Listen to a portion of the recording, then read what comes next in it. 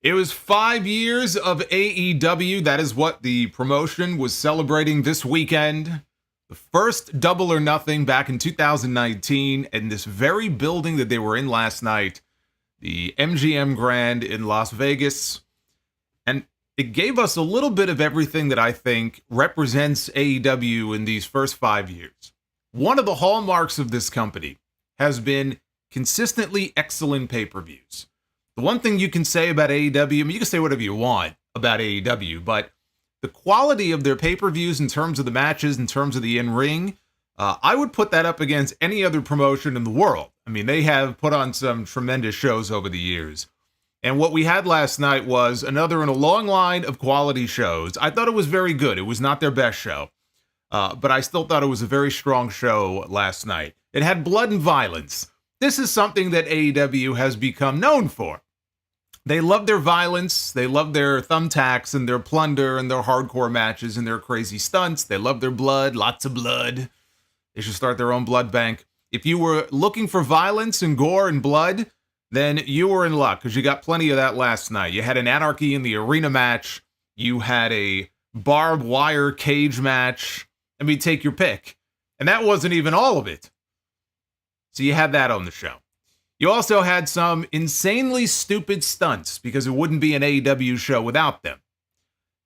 So case in point, you had Adam Copeland nearly breaking both of his legs, diving off the top of the cage as he defended the TNT title against Malakai Black. And he was way up there, okay? However high it was, 15 feet, a little over 15 feet. As I'm watching him, I'm thinking to myself, what is he thinking? You know, I'm thinking to myself, what is going through this man's head as he is standing up there and he is surveying the situation? It's the same thing that he must be thinking. What the fuck have I gotten myself into? Because I guarantee you he was thinking the same thing standing up on top of that cage once he was actually up there and he looked all the way down and he realized that he had wrapped this man in barbed wire so he couldn't put himself through the table. He was up there thinking, oh shit, because I can't climb down now. I've got to commit myself to the stunt here. We had that. We had Darby Allin literally setting another man on fire. So you had those stunts on the show. These are all hallmarks of Tony Khan's company. And do you know what else is a hallmark of Tony Khan's company? MJF. MJF is their biggest homegrown star. MJF went down with an injury at the end of last year. He lost the AEW World title to Samoa Joe. We have not seen MJF on television since. And his presence has been felt in terms of his presence not being there on the shows. Now, it's not like they don't have other people who could step in and take his spot for a period of time. They got plenty of people on the roster, but there is nobody else on the AEW roster like MJF.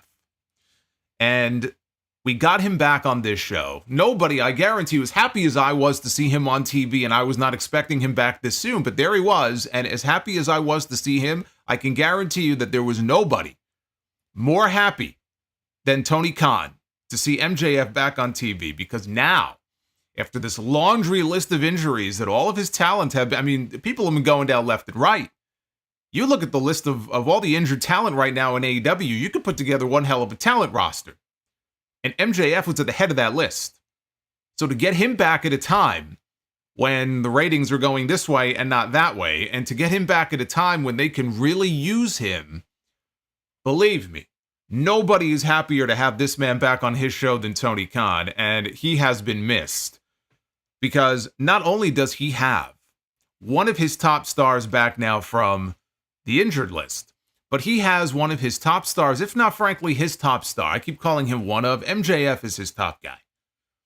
And to have him back on TV and also have him out there basically playing rah-rah for AEW and pulling up his pant leg and showing a tattoo that he now has on his lower leg.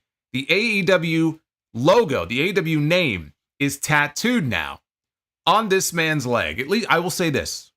At least he was smart enough to get it on his leg where it can be hidden in 5 years. And he had enough sense to get it there and not on his neck like Cody Rhodes. But he was out there, Mr. AEW, man. He was waving the flag, showing the tattoo. Everybody was going nuts. He felt out there like Mr. AEW. And that has to make Tony Khan feel very good. Now, of course, he's had him under lock and key for a while now. Most people, I think, already expected that he had re-signed probably a couple of years ago. And when they dropped the whole bidding war of 2024 stuff a while back, I think we all figured that. So he's had him under contract now for a while, but Tony Khan now doesn't have to worry about MJF. He doesn't have to worry about MJF leaving, all the talk about people leaving. I mean, you hear it about a lot of people. You hear it about Ricky Starks. You hear it about Wardlow. You hear it about Malakai Black. Some may leave, some may not. These people are unhappy. These people may be unhappy. You don't have to worry about that now. MJF made it very clear he is AEW tried and true, and he is here to stay. And that has to put a smile on Tony Khan's face. We also have new champions, 2 new champions on this pay-per-view last night. Which also means that all 3 of Tony Khan's big signings this year are champions. Because we have Okada, who is the Continental Champion. We have Will Ospreay, is the brand new International Champion. And Mercedes Mone is the AEW Women's TBS Champion, whatever the fuck they call it. You have the Women's World title, now you have the TBS title. Mercedes is not the women's world champion, but she is the face of TBS now, which I think to the surprise of no one. I mean, come on. Did you really think that Tony Khan was going to bring this woman in, sign her for probably millions of dollars, and beat her in her first fucking match? I mean, use your head. Come on now. I like Willow just as much as anybody else, but she had no chance of walking out of Las Vegas with that title unless she goes and buys herself a TBS title replica. Okay, that she can drown her sorrows away and take the replica belt home with her. But Mercedes was always going to walk in and walk out with that championship. And so now, they all have gold. Now, is it going to make a difference? I don't know. I mean, he signed all these people. It hasn't really seemed to make a difference in terms of the actual shows, but titles for everyone. Everyone's got a title now. Look at that. I got 2 titles right behind me on the wall. There you go. I took the Solomonster one down, though. We had that up for King of the Ring yesterday. But I took it down. We'll bring it back later this week. Was it a perfect show? No. Was it their best show? No. But I did think it was a strong effort. I enjoyed it overall, but the one thing I did not enjoy, and it has to be said, because it remains my biggest pet peeve with these shows, as great as they can be. It was 11 o'clock last night, and the first of 3, what they billed as 3 main events, they said there was a triple main event on this show. The first of the 3 main events on this show was still in the ring at 11 o'clock at night, which means we had the 2 other main events yet to come, and it was already 11 p.m. out on the East Coast. That is ridiculous. That should never happen. And yet there it was. Swerve and Christian went out after that, and then we still had Anarchy in the arena, and they were only first getting started with that at midnight. It was a very long night, as is the case usually with these AEW shows. When you have an Anarchy in the arena match, because the thing in the time management on these shows is just awful, absolutely fucking awful. When you have a show that has an Anarchy in the arena match, cool. That's the big attraction on the show. We know this because it's been 3 years in a row now that we've had Anarchy in the arena. We also had a barbed wire cage match, as I mentioned. 2 hardcore tight matches, 2 hardcore attractions that people can pay to see. When you have 2 matches like that, you do not also need an FTW title match with more garbage and more tables and more bullshit. You don't need to do it. That match did not need to be on this show. There were at least 2 matches, that one and the Orange Cassidy match, that did not have to take place on this pay-per-view. And you could have trimmed some of the fat, and the show would have gotten, a little bit shorter in terms of the runtime, and it can make a difference in terms of the, when the show is over and you look back on it and go, man, that was a good show, but fuck, it was exhausting. They're just matches that don't need to be on these shows, and he tries to give people their money's worth, and he tries to, again, fill the cards up as much as he can, because Tony Khan's goal is always to go out and have the best pay-per-view ever, right? Everything is the best ever. And so I get that that's his mentality, but it's completely unnecessary. And it's the one thing, if I had to pick the one thing that bothers me that I wish I had the power to change about these shows, that's what it would be. Again, I understand the mindset behind it because, look, I will say, I paid $50 for this show too. Right? I paid for this show. And I can understand that, well, we want to give people their money's worth, right? They're paying their hard-earned money, and so we want to give them the best possible show that we can, right? I understand that. And I am one of the people who paid for this show. Now, you should see some of the messages that I got last night and even into this morning. I was getting messages from people and all the fucking incels that were tweeting me, "You paid for this show? You actually paid for this show? I didn't pay for this show. What an idiot. You paid for this show." Yeah, you should see the fucking messages that I got from people last night when I mentioned the fact that, you know, I actually paid the $50 that you have to pay YouTube or Fight, because now the show you can buy it on Fight and Bleacher Report. Fuck Bleacher Report. I don't bother with that anymore. But yes, I paid for the show. So I had to deal with all the incels saying, you know, haha, you paid for the show. Yes, I did pay for the show. You know why I paid for the show? Because I actually work for a living. And you might too. You might actually get hired if your fucking resume was not written in crayon with fucking grease stains on it, you fucking weirdos. So I just wish that these shows would be a little bit shorter, and I think they would be a little bit more enjoyable for it. And not just for me as a content creator, but even if, look, I didn't go live last night, and it was still a long show. Obviously, I usually do go live when it's over. That's why you're getting me today, here on Memorial Day, and not late last night, because I mean, there was no point. Fucking do a stream half dead. I mean, what's the point in doing that? But in any event, that's the one thing I would say about that. Less is more. I always say it. And I do believe that. Less is more. Look, I paid a hell of a lot more than $50, okay, to go to WrestleMania. And I felt the exact same way. I didn't sit there and go, well, God, I paid hundreds of dollars for this ticket and the airfare and the hotel. Boy, give me 15 fucking matches. No, I'm sitting there sometimes going, what the fuck? Thank God now it's 2 nights. That's the one reason I like the 2 nights. Because it just got to a point with these shows where it just got to be too much. Less is more. The show should not start at 7 o'clock and end at 12:33 in the morning. I mean, that's just ridiculous. But let's get into it here. I promise you it will not be a 5.5 hour stream. That is my goal. We're going to get you in. We're going to get you out. This is your AEW Double or Nothing 2024 review. I am the Solomonster. Hit that like button if you have not already done so. Subscribe if you enjoy the content on the channel. If you like what I do, you want to show support, super chats are open. You will see them popping up as they come in on screen, and I will pull a Roman Reigns later, and I will acknowledge you, and we will go through all of your messages as we usually do here on this stream.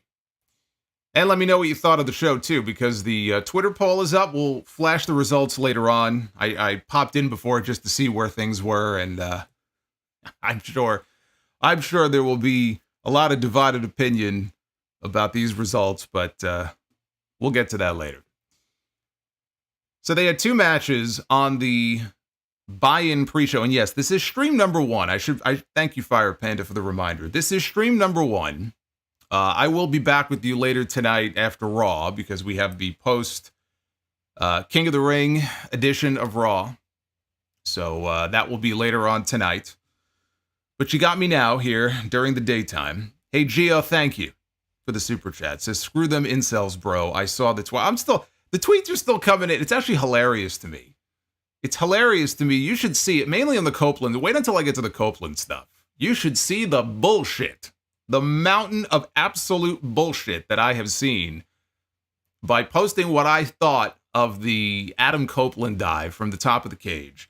Oh boy, people got a lot of sand in their vagina. Holy shit, when you see how hot and bothered people got by this, it's a beautiful thing. It really is, but we'll get to that later.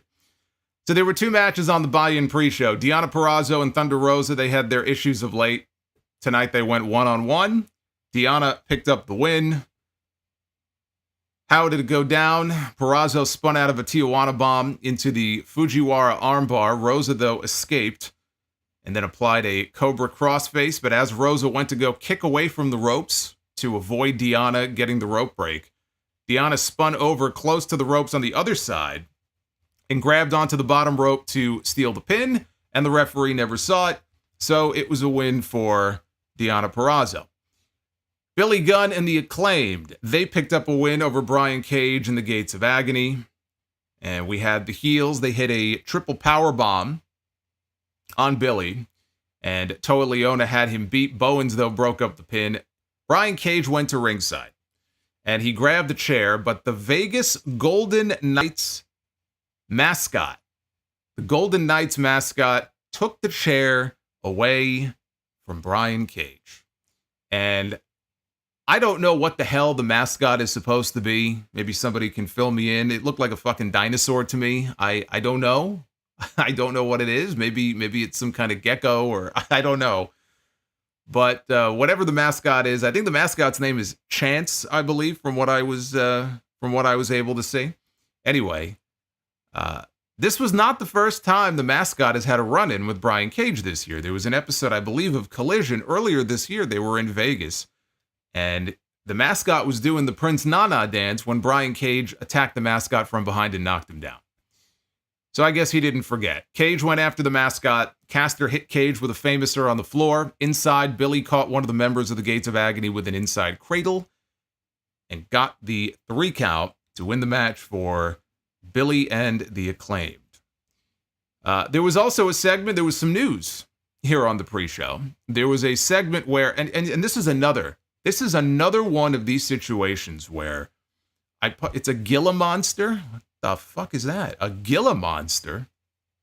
I don't know what that is. Okay. I'm being told it is a Gila monster. Is that similar to a solo monster? Okay, well, you learn something new every day. I don't know what that is, but in any event, this is another thing. I tweeted about this. Tony Khan made an announcement on the pre-show, and it just completely devolved into WWE fans and AEW fans just sniping back and forth like a bunch of fucking losers. But I actually thought that this was a good announcement. So Renee was out on stage. She introduced Martha Hart and Tony Khan. And Martha noted that it has been 25 years since the founding of the Owen Hart Foundation. It's been 25 years since Owen Hart passed away. I talked about that on episode 863 yesterday. Hard to believe it's been 25 years, but it has been. And she said that she and Tony had something special in mind this year for the Owen Hart Cup, because they're bringing it back. This is going to be the 3rd year in a row. And they're going to be doing the finals on July 10th back in Calgary at the Saddle Dome as part of the Calgary Stampede. So she said that they had a special announcement to make. And then Tony Khan spoke. And Tony Khan said that it was back on Christmas Eve that Martha told him, I think he said Martha told him, this is what he claims, okay, that Martha had this great idea. And then Martha Hart told him that we should do something special for the tournament. What they came up with is that the winners of the men's and the women's Owen Hart Cup this year will each receive a world championship match at AEW All-In London at Wembley Stadium. Now, I should say he didn't really say this announcement. He screamed it, as he's so awkward with these things. You know what? They really do. They need a commissioner or somebody who could just kind of come out and make these announcements. He's so fucking weird. But anyway, so after screaming the announcement, I love it. I think it's great. Let's raise the stakes. Let's raise the stakes, right? We just did that this weekend. Let's raise the stakes for SummerSlam. Let's raise the stakes for All in London. So I like the announcement, just like I did, what WWE did with the King of the Ring this year. And as I said before, people were sniping back and forth. Oh, how convenient. Where did I hear this from? Where? And it's like, who gives a shit? It was the right move to make. Now, did they come up with this idea 7 months ago? 5 months ago? 6 months ago? That's what he claims? I don't know. I don't care. I like it. But here's the thing. It's not enough to just say that the winner of the men's tournament gets a world title match and the winner of the women's tournament gets a world title match. What you need to do in this tournament, because I look back to what they did last year, and you had CM Punk was in the men's Owen Cup, and you had Samoa Joe in the men's Owen Cup, and even a guy like Ricky Starks, who was not at their level, but was seemingly, at the time, I guess not anymore, a star on the ascent, and he went on to win the entire thing. But you had some big names in that tournament. But in the same token, you also had Satoshi Kojima, and you also had Dustin Rhodes. All due respect to those two men, because they're legends. And again, I respect the hell out of both of them.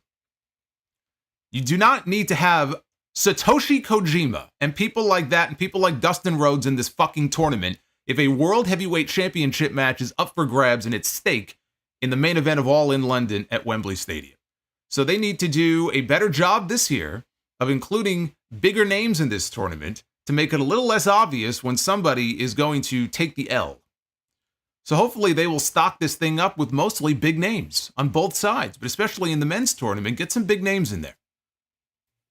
You know, I know you want to have a spoiler, not even a spoiler, but you want to have, a name in there that can lose. You don't necessarily want to put every single top guy that you have, because then people have to lose. You may not want to beat them. You know, I understand that there are political implications to putting these brackets together, but as long as they do that, then I'm all for it. And I think it's a great idea, and I don't have an issue with it. As far as early predictions, I mean, to me, you ask me right now, who do I think is going to win the Owen this year? I think Will Ospreay has got to be the favorite on the men's side. I think Mariah May has to be the favorite on the women's side.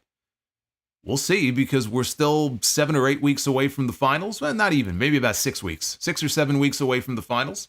We don't even know who's in the tournaments yet. But those would be the early favorites for me. So we get into the main card here. Thank you, by the way, to all the folks who gifted channel memberships. I appreciate you very much. We have people who did that last night and super chatted last night, too, when they thought I was going live. So Jerome and everybody else who was in the chat last night, thank you as well. And we'll get to all your messages here in a little bit. The main card opened with Roderick Strong defending the International Championship against Will Ospreay. This was a very good opener, and it almost went horribly wrong less than 5 minutes into this match. So when I talk about stunts being a hallmark of a lot of these AEW shows and seeing a lot of very stupid things that shouldn't happen, we got our first example of it in the first 5 minutes of this main card here on this show. This is one of the dumbest spots that I have... Actually, you know what? I was going to say this is one of the dumbest spots I've seen in a long time, but it was the dumbest spot I saw until the TNT title match later in the show. So Don Callis is on commentary for this. Ospreay tried for a hidden blade right away, right at the beginning, as Roddy was posing during his entrance, but he missed. Ospreay flew outside, and he quickly disposed of Matt Taven and Mike Bennett, okay, because the Kingdom were outside in Roddy's corner. So Strong tried to slam Ospreay on top of the top part of the barricade by the Timekeepers area. Ospreay flipped over it, though, and then wiped out the members of the Kingdom.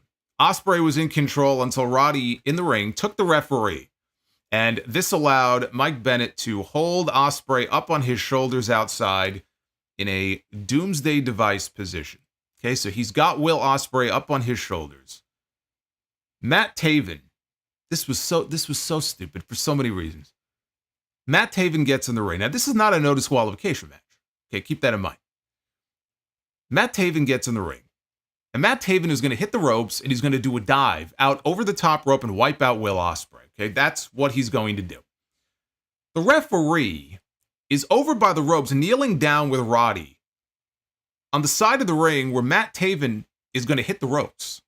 There is no way that this referee does not know, okay, even if you check your brain at the door with these shows, there is no way that this referee does not know that Matt Taven is hitting the ropes. Yet he has to pretend like he doesn't know, which therefore makes the referee, and they do this all the time in this company, makes the referee look like a fucking geek. But the referee has to pretend he doesn't see it. Okay, there's no shadow. He doesn't see the ropes moving. He doesn't see it. So that's the first stupid thing.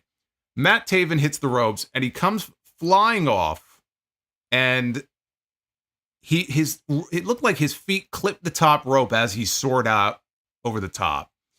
And he wipes out Ospreay. And it looked like Will Ospreay landed right on top of his head. Now, I think he got his hands down to cushion the blow, but it looked bad. Even the announcers were like, oh shit, please go check on him. And you could tell there's like a little bit of a hush with the crowd here. So as dumb as that was, the referee having to play stupid here and pretend he didn't know what was going on, you see the spot, and again, Taven almost killed himself. Ospreay almost killed himself. Absolutely just brain dead stupid spot for so many different reasons, including the stuff with the referee. And it nearly killed one of their top stars in the first 5 minutes of this show. Very dumb. Thankfully, Ospreay was okay. He avoided a backbreaker into a corkscrew kick. Taven and Bennett again distracted the referee. And Wardlow took forever because Ospreay's in the ring with his back turned. He's motioning, come on, come in the ring. And it's like they're stalling. And I'm like, what's going on here? What are they stalling for? And they were waiting. Wardlow was a little late. Wardlow gets in the ring. He took forever to come up behind Ospreay to attack him. And he was about to powerbomb Will Ospreay. The referee stumbles backward. I don't even know why he stumbled backwards, but he stumbles backwards and he bumps into them and turns around and he sees Wardlow. And so he starts, yelling at Wardlow to get out of the ring and go to the floor. And Wardlow sold it like, oh, gee, golly. Oh, okay. All right. Oh, gee, It's not like he sold it like he was, oh shit, I got caught, or he was upset, or he was angry. He was like, oh, okay. All right. Sure. No problem. Okay, I'll leave the ring. So Ospreay followed with a Sky Twister press onto the Kingdom on the outside of the ring. Finally, Bryce Remsburg does eject Wardlow and Matt Taven and Mike Bennett, and security escorts them out. Back inside, Ospreay hit the wall walk, Enziguri into a fisherman suplex. He tried a leap of faith, but he landed on his feet, jammed his knee in the process, and Ospreay wanted Hidden Blade. Roddy, though, rolled through into a Texas Cloverleaf. So Strong hit a superplex, held on, into a torture rack backbreaker for a 2 count. Roddy hit the fireman's carry gutbuster, but as he went for the sick kick, Ospreay countered into a powerbomb. We got a crazy sequence of counters until Will fired off an Os Cutter, could not follow up. Now, for some reason, Bryce Remsburg decides he has to check on Roddy. He's very concerned about Roderick Strong. It didn't look like anything out of the ordinary. But he goes over and he's checking on this man. And Ospreay, they zoom in on his face, and he mouths the words like, oh, not again. After what happened in the match at Dynasty with Bryan Danielson, where he hit him with the Tiger Driver, and he was so apologetic after it, he was so upset that he nearly paralyzed this man. He thought, oh my God, it happened again. So he's in the corner, and he's waiting over there, and Don Callis gets up off commentary, and he goes over to Will Ospreay, and he's telling him to go snap this man's neck. He said, he's already going to the hospital. Break his neck. And Ospreay shoves Bryce out of the way. It looks like he was going to go hit the Tiger Driver, but he hesitated. And that allowed Roddy to hit another gutbuster and a sick kick for a close 2 count. Ospreay countered the end of Heartache into a Hurricane Rana pin for 2. Roddy popped up with a knee lift and then again went for the end of Heartache. Ospreay, though, landed on his feet. He hit a Hidden Blade and the Stormbreaker for the win to crown a brand new AEW International Champion. The exact right move to make here was putting this title on Will Ospreay. It should not have gone down any other way. And Callis is out there going, we won. Like he did something big here. So Ospreay strikes gold for the first time in his AEW career. It will not be the only gold that this man holds this year. You can mark that down. I mean, it doesn't take a rocket scientist, I think, to make that prediction, but I'm going to make it right now. His first taste of gold and not his only taste here in 2024.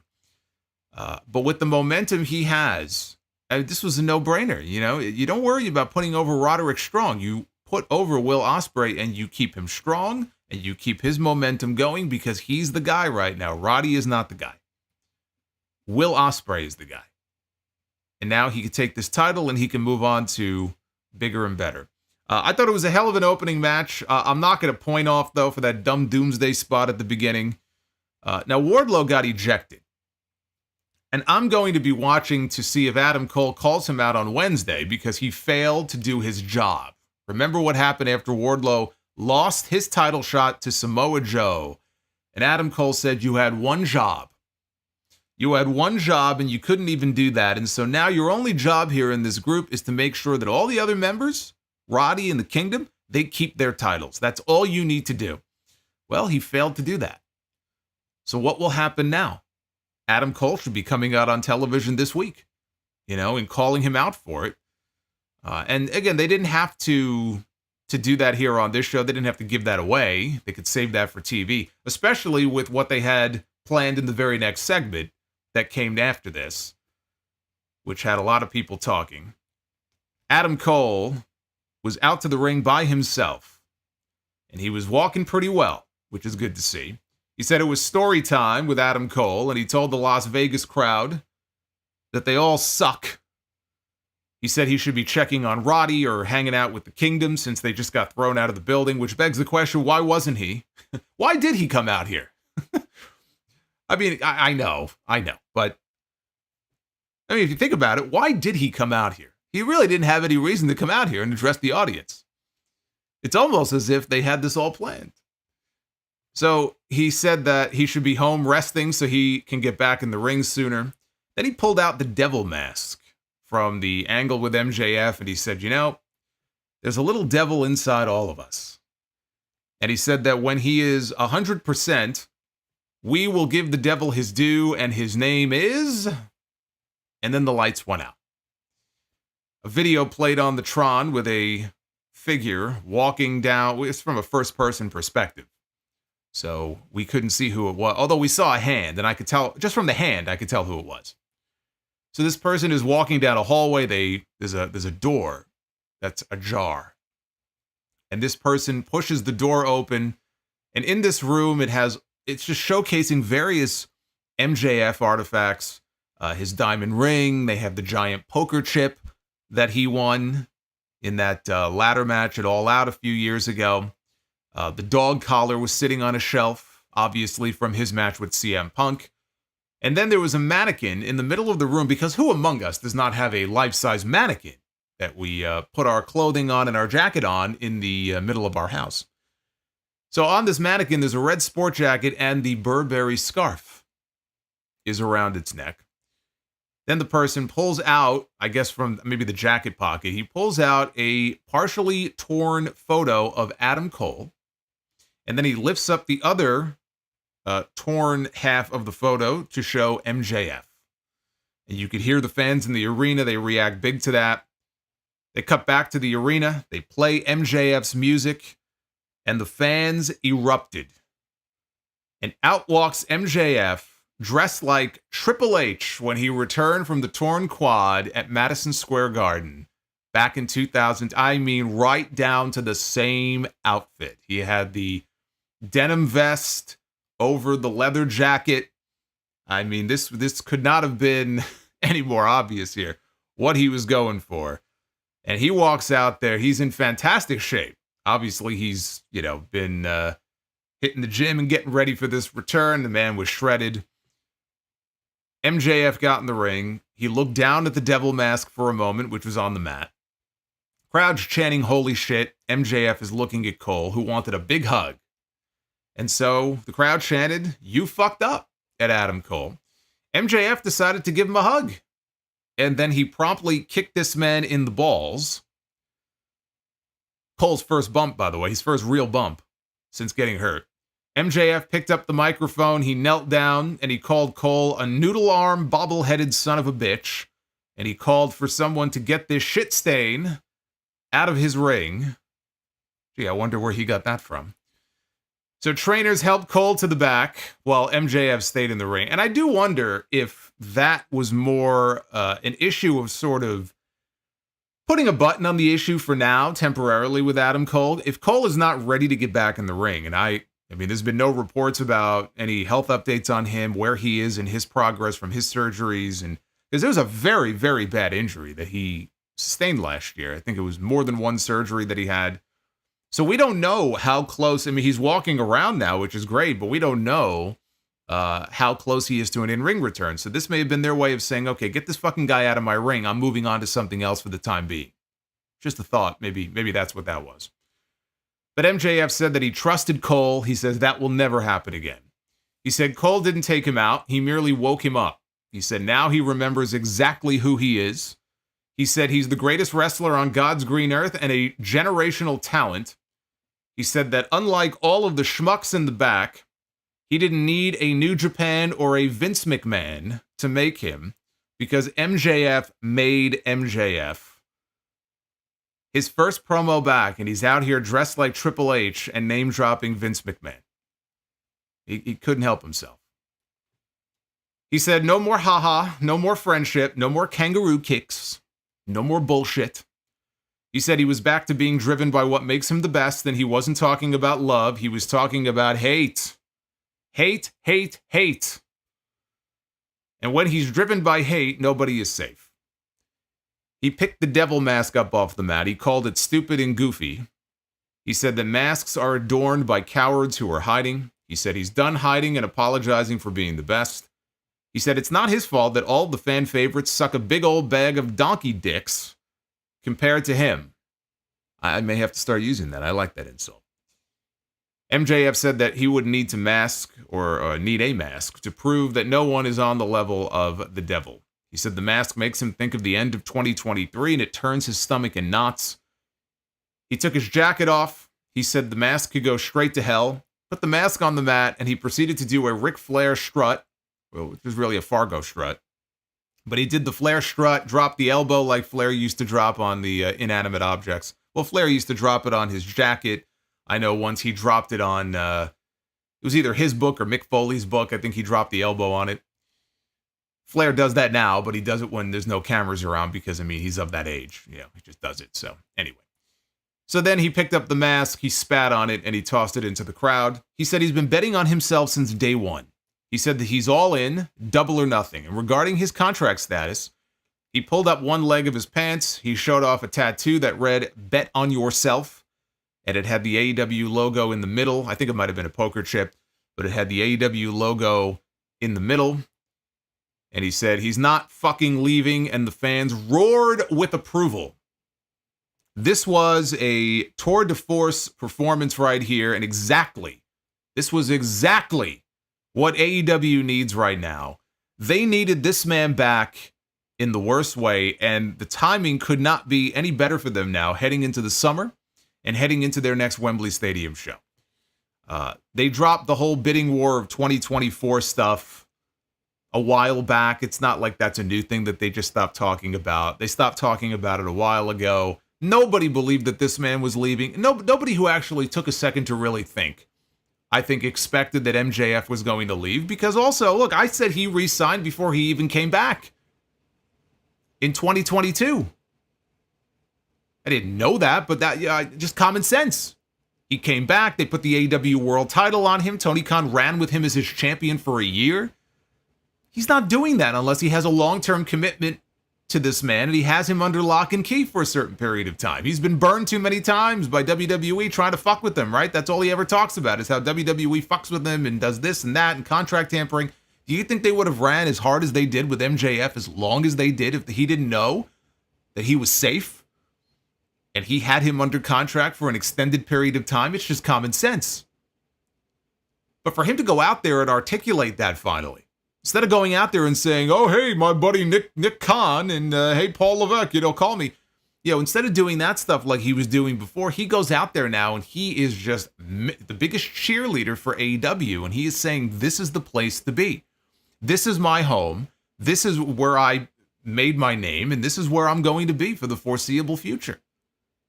So whether it was 2022, 2023, whether it was January, of course, MJF is locked in, and he's not going anywhere for a while. Do I think that MJF is going to be AEW for life? Very few people in wrestling stay in one place for the duration of their career. Do I think one day he'll be in WWE? Absolutely. Do I think that's going to be in the next 5 years? Probably not. But do I think it'll eventually happen? Of course. But it's good for Tony Khan that his biggest star now is locked down, and he can go out there and let the fans know this is the place to be. and put over AEW as a number one. So that was very important, I thought. But now more than ever, Tony Khan needed somebody to go out there like that and make that kind of a statement. And injuries have been a very big problem for Tony Khan, as I mentioned before. He lost Adam Cole, he lost Kenny Omega, then he lost MJF, among others. MJF is the biggest star they have. Biggest star they have, bar none. Biggest homegrown star that they have is MJF. And doing this segment here on this show, even though, it may have, for some people, gotten lost in all the noise of last night because there was so much other shit that came after this, I think it was smart because now it creates interest going into Dynamite on Wednesday. What they're trying to do is they're trying to drum up interest in Dynamite and Collision and get the numbers up. Again, he's in the middle of a negotiation period with Warner Brothers Discovery. This is the most important year in the history of this company right now. So he needs all the help he can get to try to get those numbers back up, make them look as sexy as possible going into this very important period. And so you don't want to give away the store here, but you put MJF on the show and you let people know he's back and he's probably going to be on TV. I would imagine he'll be on TV this week. I mean, you certainly want people thinking that he's going to be on TV this week. So I thought that was smart. Get some eyeballs back on the show, hopefully. The fans treated him here like the biggest babyface in the world. That does not necessarily mean that he is going to be a babyface. And I certainly hope he is not going to be a babyface the way that he was last year. That version of MJF needs to die. He has evolved from that now. We can leave that in the past. The stuff with him and Adam Cole, it worked. It was organic. It took off. They ran with it. They got to work a Wembley match in the main event against each other. It ran its course. It's over.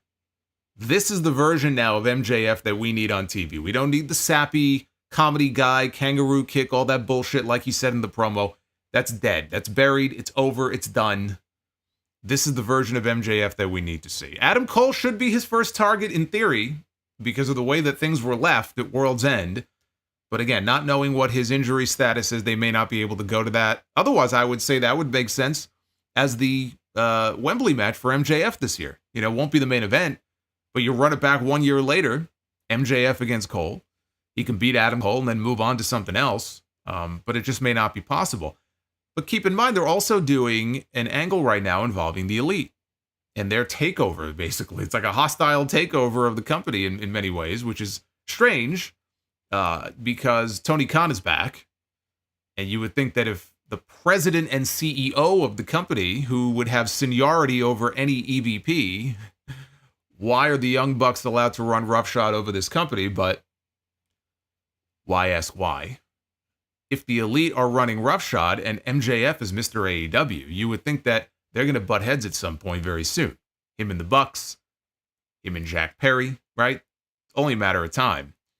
And that would be one way to spice that angle up, is to get MJF involved. But Tony Khan just got a big gift. And that is getting this man back on TV. For the Unified Trios titles, it was Switchblade Jay White and the Guns taking on Death Triangle, Pac, Penta, and Rey Fenix. You can believe it, this was Death Triangle's first match together as a unit since January of 2023. Jay White bailed from having to face Pac at the beginning. He didn't want any part of this man. The Lucha Bros made quick tags on Austin Gunn. Colton tagged in. He suffered the same fate. Austin took a diving double stomp low from Penta before Penta and Phoenix hit double dives outside. White tried to blindside Pac with a Blade Runner, but instead hit a DDT that violently spiked Pac into the mat. Pac was isolated until Penta made the hot tag and the Lucha Bros ran wild. Taz said that well, this was kind of funny because the Phoenix did a move. He did the rope walk kick and then a splash off of his brother's shoulders onto Austin.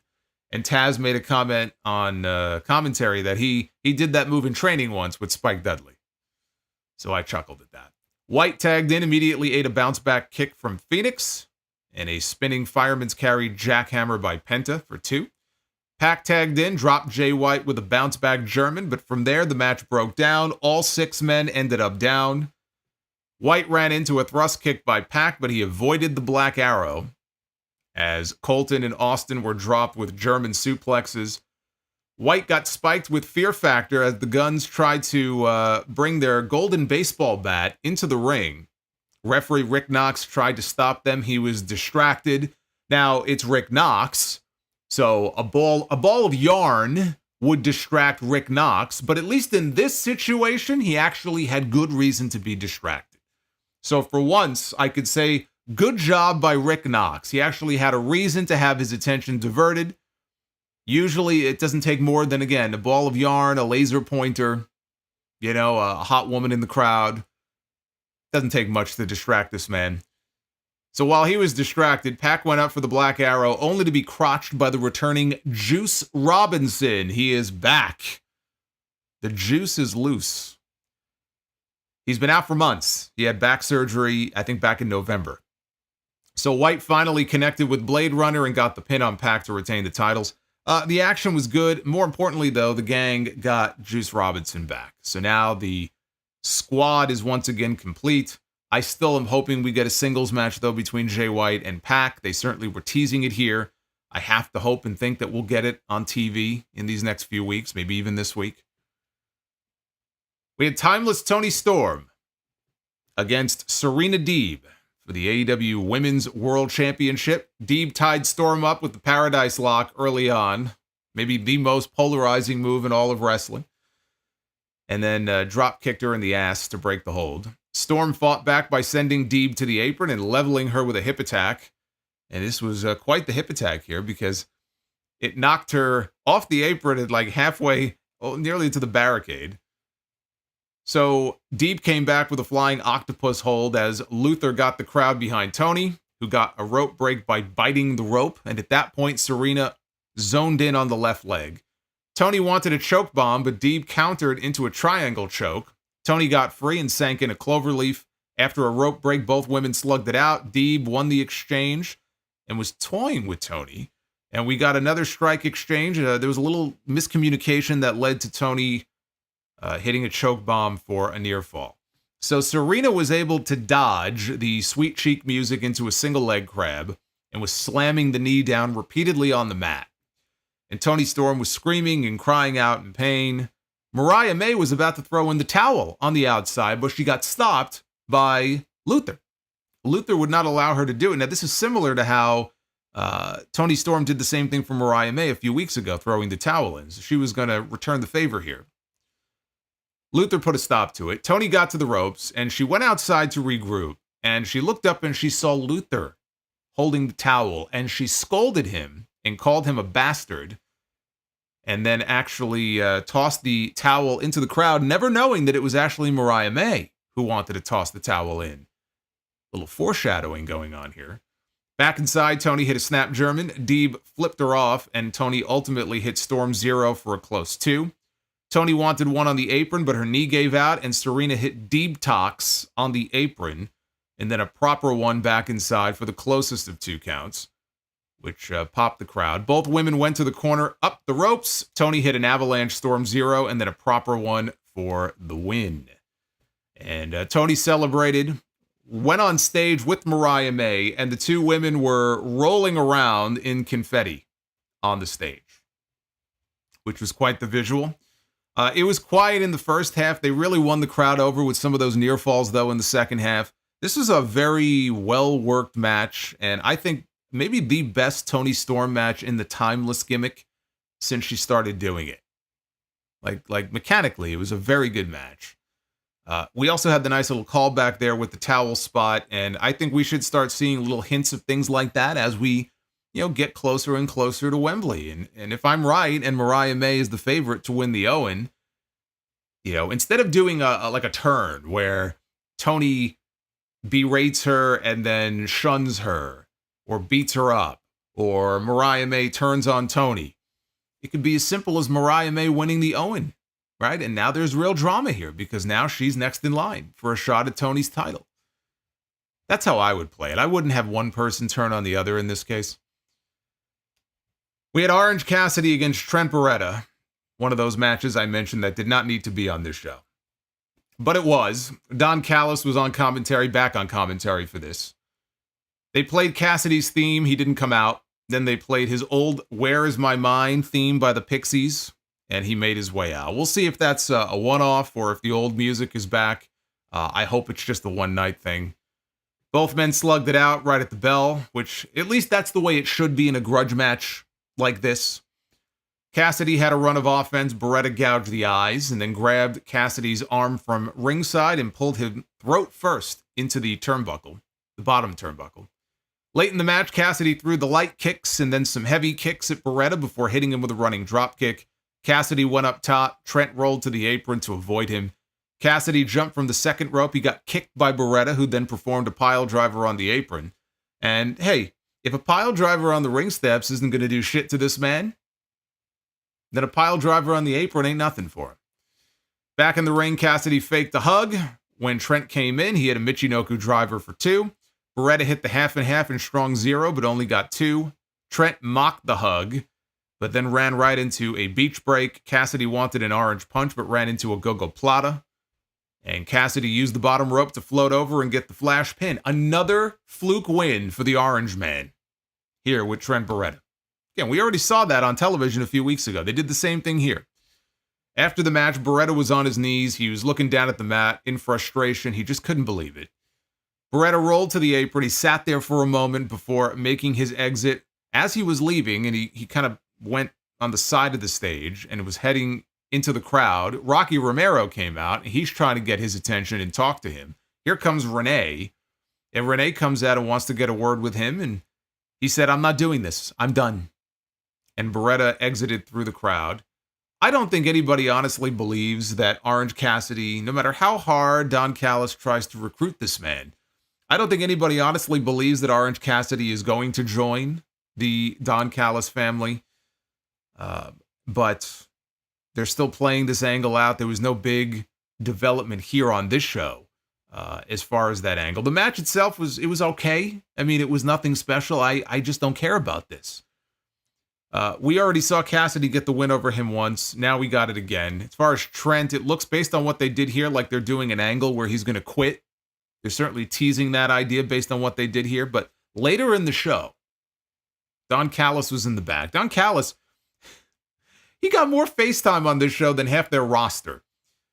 This was like the 4th time on this show that we saw this guy, 4th or 5th time. So Don Callis is in the back with Lexi Nair and said that based on what he saw from Cassidy's match, on Wednesday, he's going to be presenting a contract to the newest member of the Don Callis family.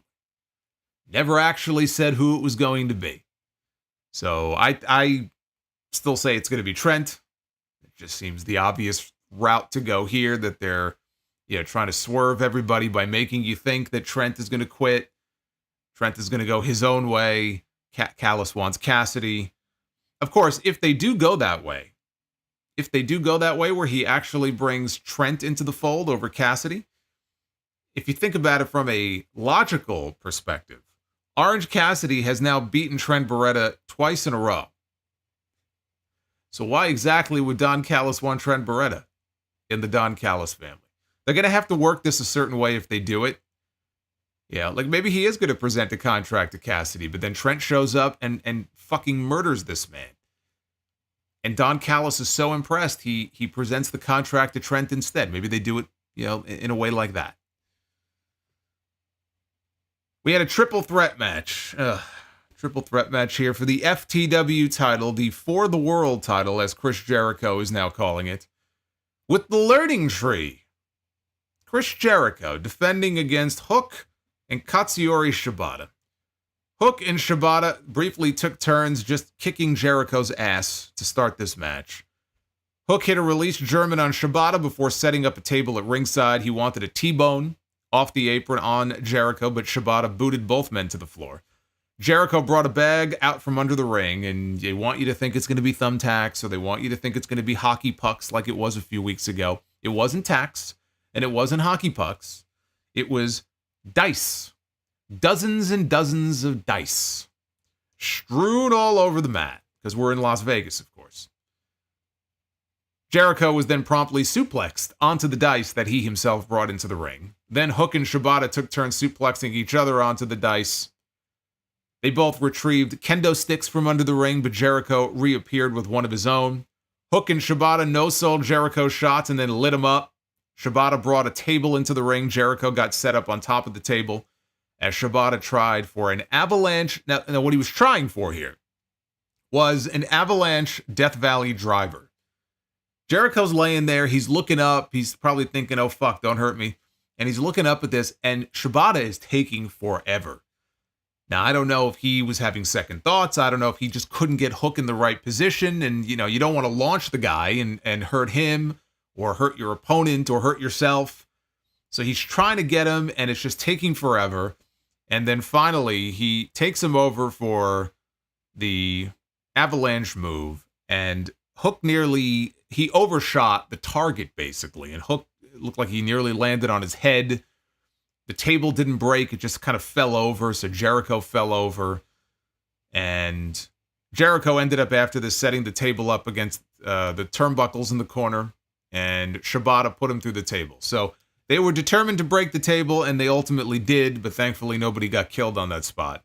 Shibata shot a double leg on Jericho and applied a Muda lock, while also simultaneously having an ankle lock on Hook.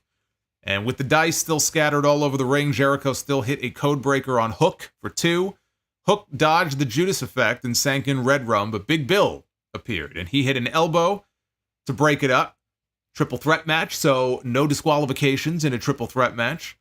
Bill brought Hook to the apron. And remember, there was a table early in this match that was set up in front of the announcers outside the ring. That table is still there. Bill and Hook are out on the apron, and Bill is going to attempt to chokeslam this kid through the table.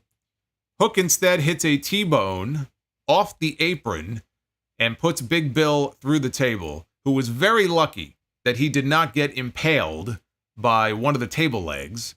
But, you see this big guy go sailing through the air. It was a big spot. Back inside, Shibata locked in a figure 4 on Jericho, but Hook applied Red Rum at the same time. Suddenly, a masked man hit the ring, and he placed a trash can over Shibata before hitting a running senton onto him and the trash can.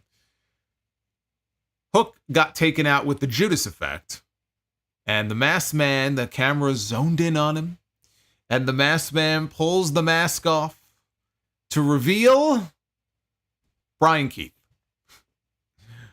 Womp womp. It was the bounty hunter, Bryan Keith, underneath the mask, the same Bryan Keith who was on the losing end of the Eliminator 3-way on Wednesday. He lost to Hook and Shibata. That sent Hook and Shibata into this match. There was absolutely, by the way, no reason for Bryan Keith to be hiding behind a mask. Like, I can understand it if you have a big reveal, like it's a big name, or somebody's coming back from an injury, and it's like, oh my God, I can't believe this person is here. I can't believe they're back, right? But in this case, there was no reason to put a mask on this guy. And then when he pulled it off, it's like, oh. So I don't understand the logic behind that, but they wanted to go for a dramatic effect, I guess, and it just didn't really work.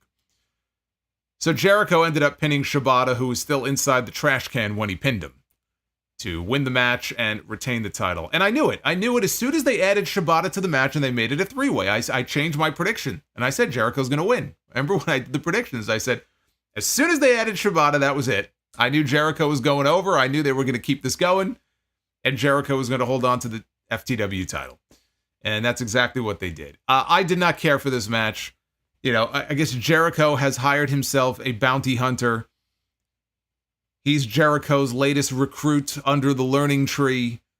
In the long run, it will not make a lick of difference. It did not make a difference for anybody else in the inner circle. It did not make a lick of difference for anybody else long-term. Make a difference for anybody in the Jericho Appreciation Society. We've already been down this road with Jericho twice before. No stars were made. This will not be any different. More than making any new stars or getting anybody over, this is just it's a Jericho, vanity thing, I guess. I mean, it's just to give him something to do and to keep him involved in some way. Because in theory, it's like, okay, Jericho, if he's going to be on these shows, I'd rather him be working with younger talent, people he hasn't worked with before. If he must be on the show, I still think he should go away for a while. But does anybody honestly believe that at the end of all this, Big Bill is going to be better off for it? Bryan Keith is going to be better off for it? No, of course not. It's something for Jericho to do. But on a show where we already had a lot of really violent, bloody, hardcore stuff coming up later on in the show, did we need this? No. No, we did not. Speaking of bloody, I know someone who loves blood. His name is Jon Moxley, and he was up next. The IWGP World Heavyweight Champion, not defending the title because it was a non-title match. It was an eliminator match against Konosuke Takeshita. Takeshita immediately zoned in on the heavily wrapped arm of Moxley, which Takeshita Pillmanized on television the night before. Takeshita violently slammed Moxley down on the ring apron, just jerked him down shoulder first into the canvas. Callis then went over to Takeshita. He said, "I think his arm is broken." Takeshita then pinned Moxley's arm. You thought I was going to say something else there, right? You don't think it's that easy. Come on now. He pinned Moxley's arm in a chair, and he booted it against the railing. Moxley fought back with his good arm. Takeshita, though, no-sold and crumbled Moxley with a forearm. Brainbuster connected. Moxley started waking up, though, after absorbing multiple shots. Moxley sidestepped a charge into a cutter. Takeshita spun out of a pile driver into an arm breaker, but Moxley countered into a triangle. Takeshita hit a powerbomb into another arm bar, but Moxley got the ropes. Takeshita argued with the referee, which was long enough for Moxley to send him outside and then hit a dive. Back inside, Takeshita tried to charge. He ran into a King Kong lariat. Takeshita spun out of a paradigm shift, hit the strong zero into the wheelbarrow German, but as he went for the power drive knee, Moxley met him with a desperation paradigm shift. Takeshita did ultimately connect on the power drive knee. Moxley, though, kicked out. And Moxley dodged the home run forearm, sank in the bulldog choke, after which he wanted Death Rider. But the arm gave out, and Takeshita posted him and then hit the home run forearm. And then Takeshita hit a Death Rider on Moxley and spiked him for a very close near fall. Callis signaled for the end. Takeshita started throwing chairs in from underneath the ring. I mean, Don was directing traffic the entire time, telling him what to do. So Takeshita starts throwing chairs into the ring. Rick Knox proceeded to toss them out, but as his back was turned, it allowed Moxley to hit a curb stomp onto one of the chairs, followed by a Death Rider, and he pins Konosuke Takeshita to win the match. There will be no IWGP Championship match for Konosuke Takeshita. Thanks for coming. The story the announcers told is that Don Callis cost Takeshita the match because he kept calling plays, and had he not tried to retrieve those chairs at the end, he would have won the match. All right, that's what they were trying to get over here. You know, it's bad enough that he lost in an eliminator match. Couldn't even win the right to become number one contender, but he lost to a one-armed man. That just makes it that much worse. Now, I have to think that there were political implications here, there were political considerations to be made, and New Japan didn't want their IWGP champion to be pinned at all.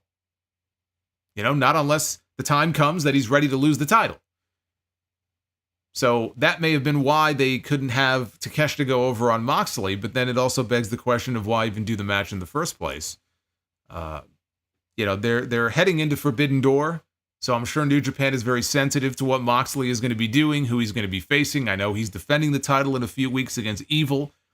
God for fucking bid, Evil wins the title. I don't think anybody wants to see that. Maybe Io Sky, but I don't know anybody else that does. So, yes, I'm sure there were probably political considerations involved here. And Takeshita, he otherwise looked great. I mean, it's not like he was booked like a pushover in this match. He always has great matches, but boy, they did this man absolutely no favors by putting him in this match, beating him, and him losing to a one-armed man. And now it's like, okay, so he lost, just like Hobbs did. Now, Hobbs got hurt, so I don't know what they would have had planned for Hobbs. Probably nothing. But he got hurt. Where are they going to go now with Takeshita? What does Takeshita do? Don Callis has the Callis family. Callis family, you know, seemingly Will Ospreay is still technically a part of the Callis family, or at least he's loosely associated with them. Kyle Fletcher is part of the family. Hobbs is out hurt. Takeshita's in there now, but he's basically directionless at this point. It doesn't seem like they have any obvious direction for him, unless the announcer saying what they said at the end is an indication that Takeshita may be soon leaving the Callis family. I don't know. I don't think this did him any favors at all. I really don't. We had a barbed wire steel cage match for the TNT Championship, with Adam Copeland defending against Malakai Black, a GS Hudson. It's good to see you, my friend. And everybody else here, all 1,300 plus, joining me here on Memorial Day weekend. It is still technically Memorial Day weekend, even though it is Monday. I hope you guys are off from work or school or whatever you would normally be doing on a Monday. There was barbed wire wrapped around different parts of the cage and all around the top of the cage. South of Heaven by Slayer played Copeland out to the ring as he rose up from the stage, surrounded by a ring of fire. And the words, "The Brood," were shown on the big screen. A little, well, obviously here, an homage to the old Brood entrance. So both men swung chairs right away. Black wanted the end kick. I wanted the end, this pay-per-view, but he wanted the end kick, but Copeland dodged and grabbed some barbed wire. Black tried to powerbomb him out of the corner, but Copeland raked the barbed wire across his face. And Malakai was already bleeding. We were but a few short minutes into this match, and already the blood is flowing, which you had to know. I mean, it's a barbed wire cage match. You knew that these men were going to bleed.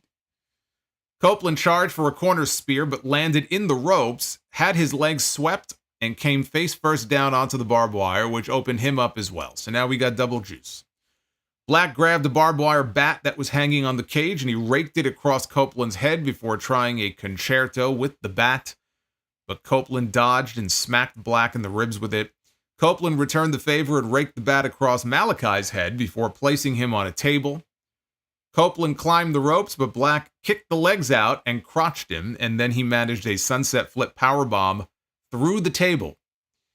The end kick missed for a third time, this time with Copeland countering into a spear for 2. Copeland set up Black on another table in the ring, and this time he wrapped him and the table in barbed wire. So Malakai Black is trapped. He's flat on the table. And then came the "Why would you do that?" award of the night. Now, if you would have told me coming into this show, who do you think you're going to award the "Why did you do that" award to on this pay-per-view, without hesitation, I would have said Darby Allin. That's what I would have said. I wouldn't have even had to think about it. I would have said, of course, it's going to be Darby Allin. Darby Allin is going to win the award. And you would think he would be a shoo-in, but in fact, that was not the case. This would be the equivalent of Pauly Shore beating out Marlon Brando for the Oscar. Like, it would just never happen. You wouldn't even conceive of it. But that's what we had here. Copeland climbs to the very top of the cage. And he takes his time looking down, no doubt contemplating the very stupid thing that he is about to do. And honestly, he should know better. He just sat down for an interview, and a great interview that he did with Chris Van Vliet. And they talked about a whole range of different topics and subjects.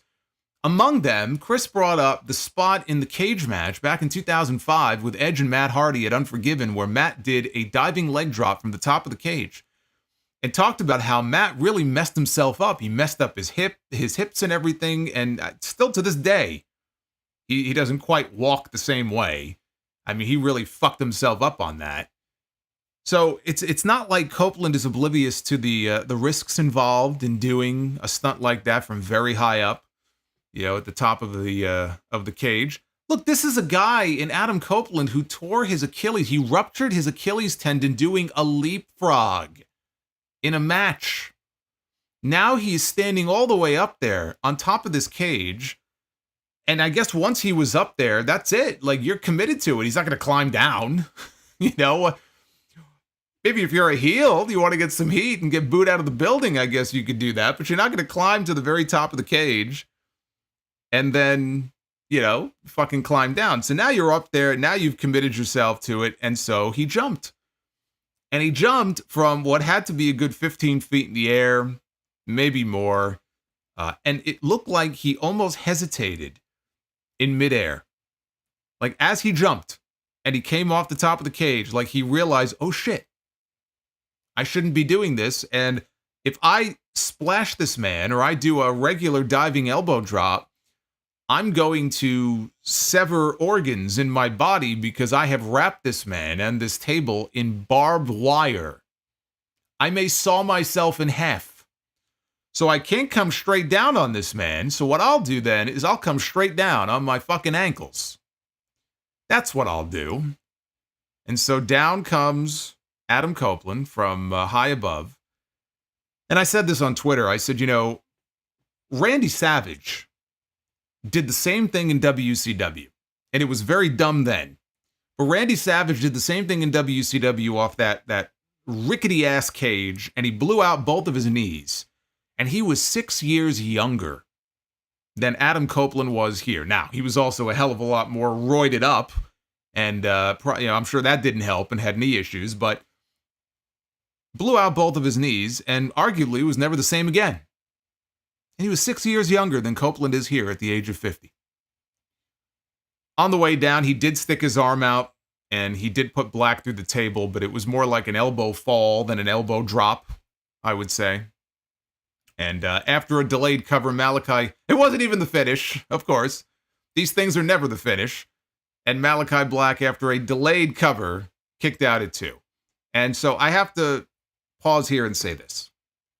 Because I said I got a lot of dumb comments from people, on social media about some other stuff. But to all the weirdos who tweeted me last night and tweeted me this morning to tell me, why do you care about what other people do with their bodies? It's weird. The man is a grown adult. He can do whatever he wants. Why do you care? Why is it your business to comment and to talk about it? It's not your knees. You shouldn't tell him what to do. This is what I do. I sit here and I talk about pro wrestling. The good, the bad, and the ugly. And I comment on these shows and I comment and I give my thoughts and I opine. This man is not going to give you a hand job, no matter how many times you may try to kiss his ass. I mean, for God's sake. I was just amazed. I was amazed by all of the stupidity that I saw. It's just wild how many of these freakazoids there are out there. All right? I promise you, it's almost feeding time, okay? Put the pacifier in your mouth. Your mother is going to squeeze one out, and you'll eat very soon. You're probably very hangry. I understand that right now, okay? But let the adults do their thing, put the pacifier back in, and you'll eat soon, and then you can go to sleep. Let me do what I do. I don't need to be lectured by people about, oh, you can't comment on that. What is it your business to comment on that? How dare you comment on that? You people are fucking weird as shit. You know that? You really are. You really need some psychological help. I can't give that help to you. I can't help you out. I'm sorry. There isn't much I can do for you. Holy shit. Anyway, Copeland charged for a spear. Black finally hit the end, only for Copeland to kick out of his finish. Black pulled out a spool of barbed wire, and he tried to stab Copeland with it, but was unsuccessful. Copeland was placed up against the cage door. Black kicked him through it hard enough that it broke the lock off the door. And Copeland went tumbling outside the cage to the floor. At first, I thought the match was over, and then I realized this isn't WWE with that dumb escape the cage finish. So the match continued. So they end up outside the cage, and as Black went out after him, Copeland fired off a desperation spear. Both men were down. Here come Brody King and Buddy Matthews, the other members of the House of Black. They stand beside Malakai, and then they switch to the other side, and they stand beside Adam Copeland. Malakai is sitting on the ground, and he can't believe it, right? And everybody's going nuts for this. Right? They think, oh my God, we're going from the House of Black to the House of Cope. more like the House of Nope. It was all a ruse. And Buddy and Brody beat the hell out of Copeland. Brody just wiped him out with a lariat. Everyone went back to the ring. Black placed Copeland's wedding ring around his neck, the same wedding ring that he stole from him the other week. Put the wedding ring around his neck. Copeland had a crown of barbed wire placed upon his head. When the lights suddenly went red and the lights began to flicker, and that's when Gangrel came up from underneath the ring. Gangrel, the ageless wonder. I think this man is really a vampire. Because he didn't really look much. I mean, he's a little older in the face, but for the most part, he looked exactly the same. He had the fangs and everything. Got a nice reaction. So he doled out impaler DDTs to Brody King and Buddy Matthews, but then he got dropped by the end by Malakai Black. Copeland then speared Malakai, and then he wrapped the barbed wire around Malakai's face, and he trapped him in the crossface until Black, well, faded to black. And the referee called for the bell. Adam Copeland retains the TNT Championship in a violent, bloody war. Malakai Black, this whole story was that Malakai Black wanted to bring the dark side back out of Adam Copeland. He knew it was buried deep within, and he wanted to help bring it out of him. And he got the dark side of Adam Copeland, who ripped the wedding ring from Malakai's neck, his wedding ring from Malakai's neck. And what was very noticeable here is that he was limping very badly. He could not put any weight on that leg. So he posed with Gangrel, hobbled over to hug him, and Gangrel helped him to the back. I can't say that this was sicker or more violent than the Texas death match that we got with Swerve and Hangman at Full Gear, because it wasn't. But this is up there among the most violent matches and bloody matches in AEW history. And we had a bloodbath on Wednesday. Right? A literal bloodbath in the ring on Wednesday, the old bloodbaths that we used to see. And we had a Brood entrance tonight. And so the only thing missing was Gangrel. And so I was happy. I was happy that he got his cameo because Copeland had inadvertently fucked him out of a spot with AEW many years ago. If you don't know that story. And again, there was no malice involved. You know, it's not like Copeland did it on purpose. But a few years ago, I think back in 2021, I want to say, Gangrel was scheduled to make an appearance on Dynamite. And he was very excited and everything was, you know, in motion. And he was going to, I forgot what he was going to do, but he was going to be on the show.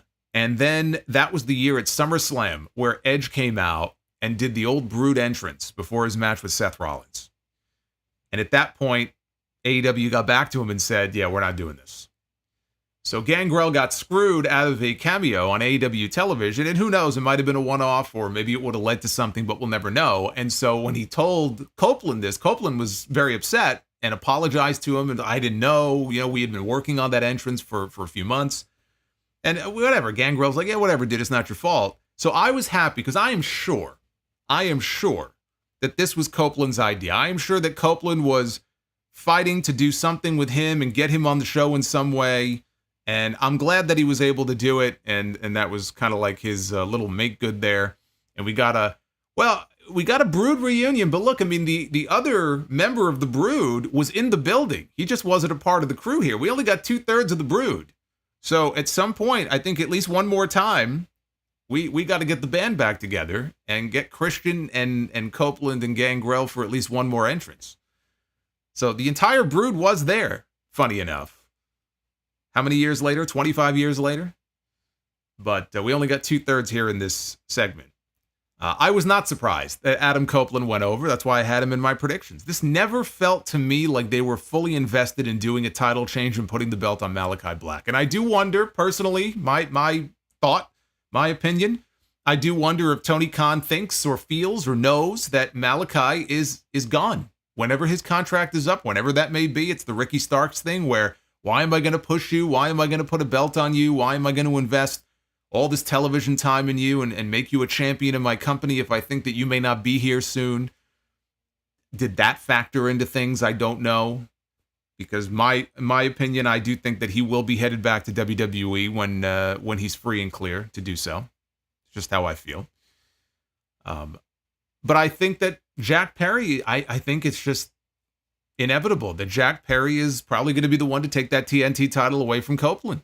And I also think that, look, if you're trying to push Jack Perry, which they very clearly are, based on what they did in the main event tonight, or last night, on this show, then you've got to go all the way. And that TNT title should be reserved then for someone like him. Copeland should be losing it to someone like him. Copeland should not be losing it back to Christian. He should not be losing it to another big former WWE guy. You want to put over some of these newer guys, these younger guys, these homegrown guys. Perry right now is a big part of the Elite and the Elite story that's going on. I only hope that if that's the case, that Copeland can actually drop it to him and that we don't see Jack Perry win the TNT title in a battle royal or a tournament because Copeland blew out his ACL. I've been looking for updates on him. Tony Khan was asked about him at the scrum last night, and he didn't say, no, he's okay. He's just a little banged up. He did say he's banged up, but he was like, knock on wood. Hopefully we're all hoping for the best. We're all hoping he's okay. I mean, that didn't exactly inspire a lot of confidence there. So I don't know what the latest update is on him, but hopefully he'll be all right. But the way he was limping there at the end, that did not look good. We had Mercedes Mone in her AEW in-ring debut over a year, after she last wrestled, challenging Willow Nightingale for the TBS Championship. Before Mercedes' entrance, there was a video that talked about believing in yourself and being the change that you want to see, as they showed various historic female figures. Amelia Earhart was in there. Then a drum line came out wearing flashing lights, and they played on stage, and they played her out, along with, I believe I saw some Vegas showgirls in there, I do believe. Stokely Hathaway and Chris Statlander, they carried out a huge friendship bracelet for Willow's entrance. So Mercedes suckered Willow into a chase, hit a step-up knee, and we had Monet with multiple arm drags. Willow was no-selling some strikes. She stopped a third arm drag attempt and then waffled Mercedes. Both women missed dives to the floor as Nightingale dodged a baseball slide and hit a gut-wrench powerbomb on the edge of the ring. Back inside, Nightingale wanted an avalanche powerbomb, but Monet swept the legs and shot-blocked the leg. Backstabber got a near fall from Mercedes as Willow countered with an abdominal stretch into an ankle lock, and so Monet rolled out, charged, but Willow absolutely launched her with a pounce. That was great. They showed it on replay here. She went flying through the air. So that was a great spot. Both ladies scaled the ropes, and Monet slipped out into a powerbomb for two. Nightingale rolled to the apron, and Mercedes tried a double stomp, but Willow moved and hit a knee breaker on the edge of the ring. There was an inverted cloverleaf into a giant swing for a great visual as Willow hit a DVD into the corner, but then missed the follow-up senton. Mercedes hit a Meteora off the second rope for two. Willow rolled outside where Mercedes hit a second Meteora. Chris Statlander was out there cheering Willow on, and she got shoved in the process. And Stokely Hathaway argued with Aubrey Edwards about this, got up on the apron. Willow, meanwhile, hit a doctor bomb. That's her finish. And she had the visual pin on Mercedes, but her fucking manager has the referee's attention. And Willow is just sitting there going, what the hell's going on here? So he cost her title, in effect, because she should have had the 3 count, but there was no referee. And by the time Aubrey made her way back over, Monet kicked out. Willow went for another doctor bomb, but Mercedes countered into her old bank statement finish. Willow eventually got to the ropes to break the hold.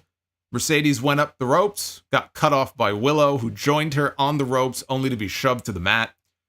Monet was able to hoist Willow up on her back and hit her money maker finish, or her Monet maker, whatever she calls it.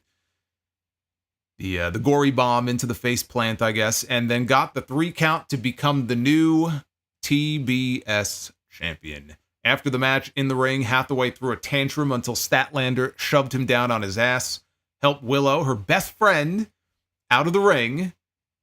And as she's helping Willow up the ramp, they started to make their way up the ramp when Statlander pulled a Kevin Owens on Sami Zayn on Owens' very first night in the company, very first night in NXT. And she shoved Willow down hard backwards to the ground. Hathaway sat in the ring, and he's sitting there with a big smile on his face.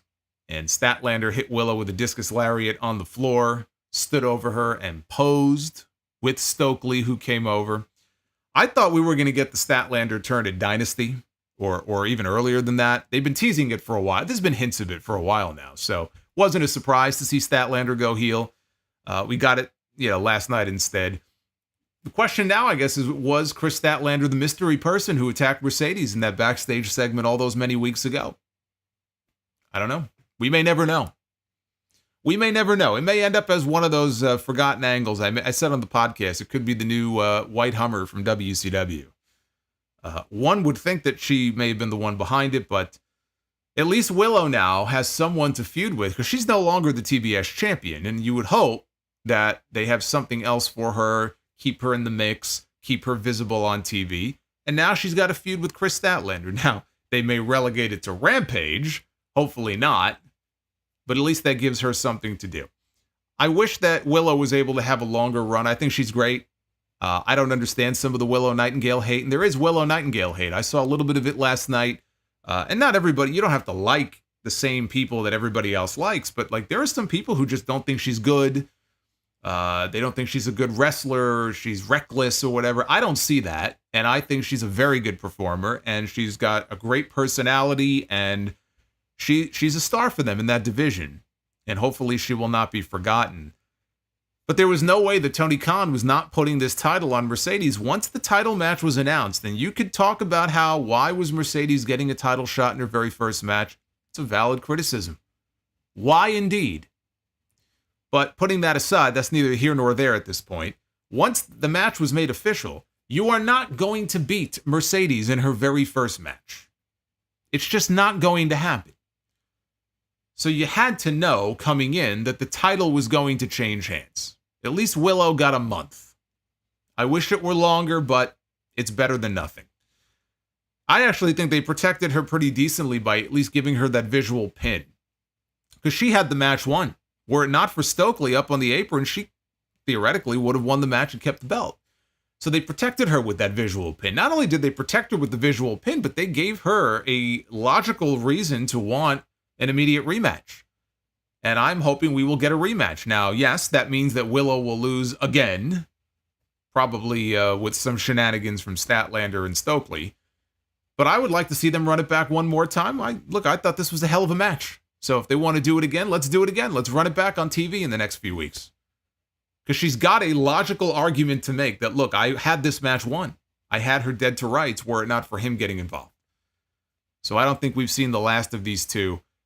As far as Mercedes goes, for someone who missed a year of her career due to a pretty significant injury, significant enough that she claims that she was told by her doctors, you'll never come back. You'll never come back to the ring, which makes for a great story. And again, maybe they did tell her that, I don't know. But she looked great in the ring. I didn't know what to expect, if there would be a lot of ring. I mean, look, there were maybe a couple clunky spots in there, but I thought she looked great. I thought Willow looked great last night. This is what I've been waiting to see.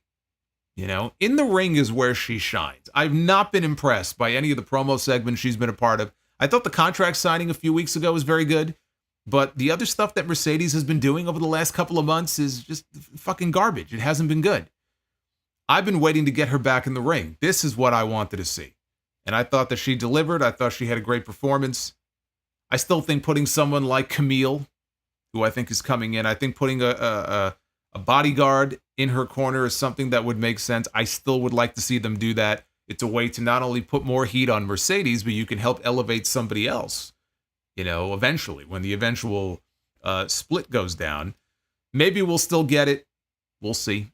But this was excellent. I thought both the women shined here. Both women's matches on the main card on this show, I thought were top-notch quality stuff. And then we had our second of what they build as 3 main events here on this show. Hey, Alex with the Judgment Day interruption here. $32 super chat from Alex. Alex, I hope you are having a great Memorial Day. I will agree with some people in the chat, though. Her finish, I'm not a fan of.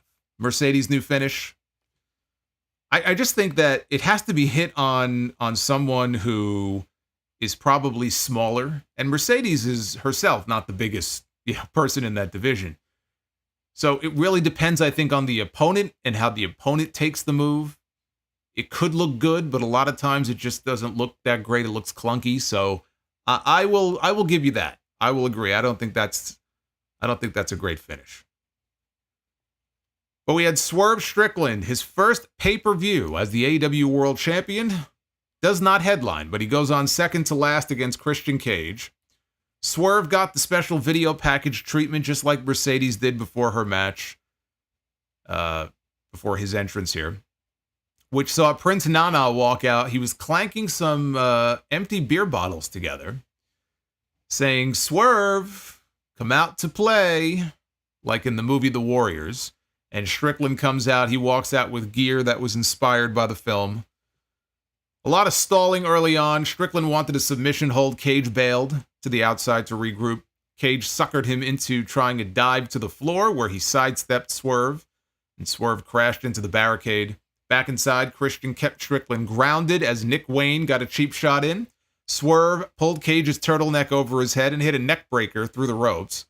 Taz said that Cage looked like Kenny from South Park, while Tony Schiavone made a Cornholio reference. Holy 90s here, man. Well, actually, the Warriors. I mean, that goes back even earlier than that. We had a Warriors reference here. We had South Park. I guess South Park is still on. And Beavis and Butthead, I think, is still on, right? They brought it back. Didn't they bring it back, I think, on Paramount Plus? What's old is new again. I just talked on the show yesterday about how I just watched the trailers for Beetlejuice and Beverly Hills Cop. You know, as an 80s guy, I love this shit, but it's also kind of weird to be talking about all this old stuff here. I don't know what it says about the new stuff. Anyway, as this was happening, Strickland connected on a Fosbury flop outside. Strickland then winked over at Mother Wayne. I mean, can you blame the guy? But then he missed the house call, allowing Cage to sink in a sharpshooter. Strickland fought out, but both men bonked heads. Mother Wayne grabbed the AEW title belt, but Prince Nana took it away from her. And Nick then showed the referee, hey, look, he's got the belt, and Nana got caught red-handed. And the referee ejected Prince Nana from ringside.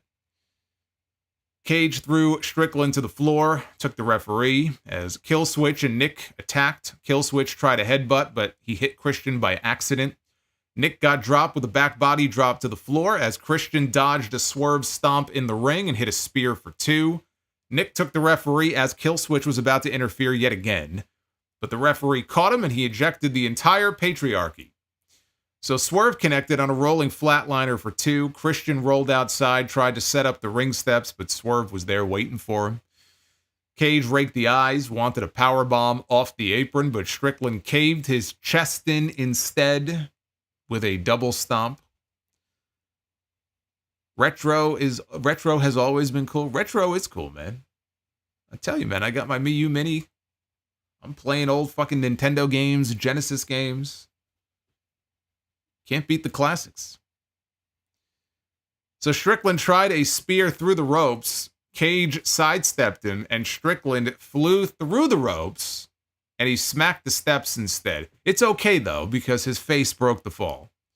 Cage pulled at the turnbuckle pad, which drew the attention of the referee. Meanwhile, Nick Wayne returned, and he hit Swerve with a cutter and then rolled him back inside. Cage hit his Killswitch finish, and that was a great near fall that he got out of that.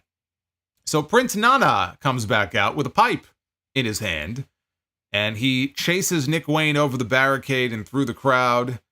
Cage cleared off the Spanish announce desk and pulled Swerve on top of it. Christian went for Killswitch, but Swerve countered into a standing double stomp on the table, and the table did not break.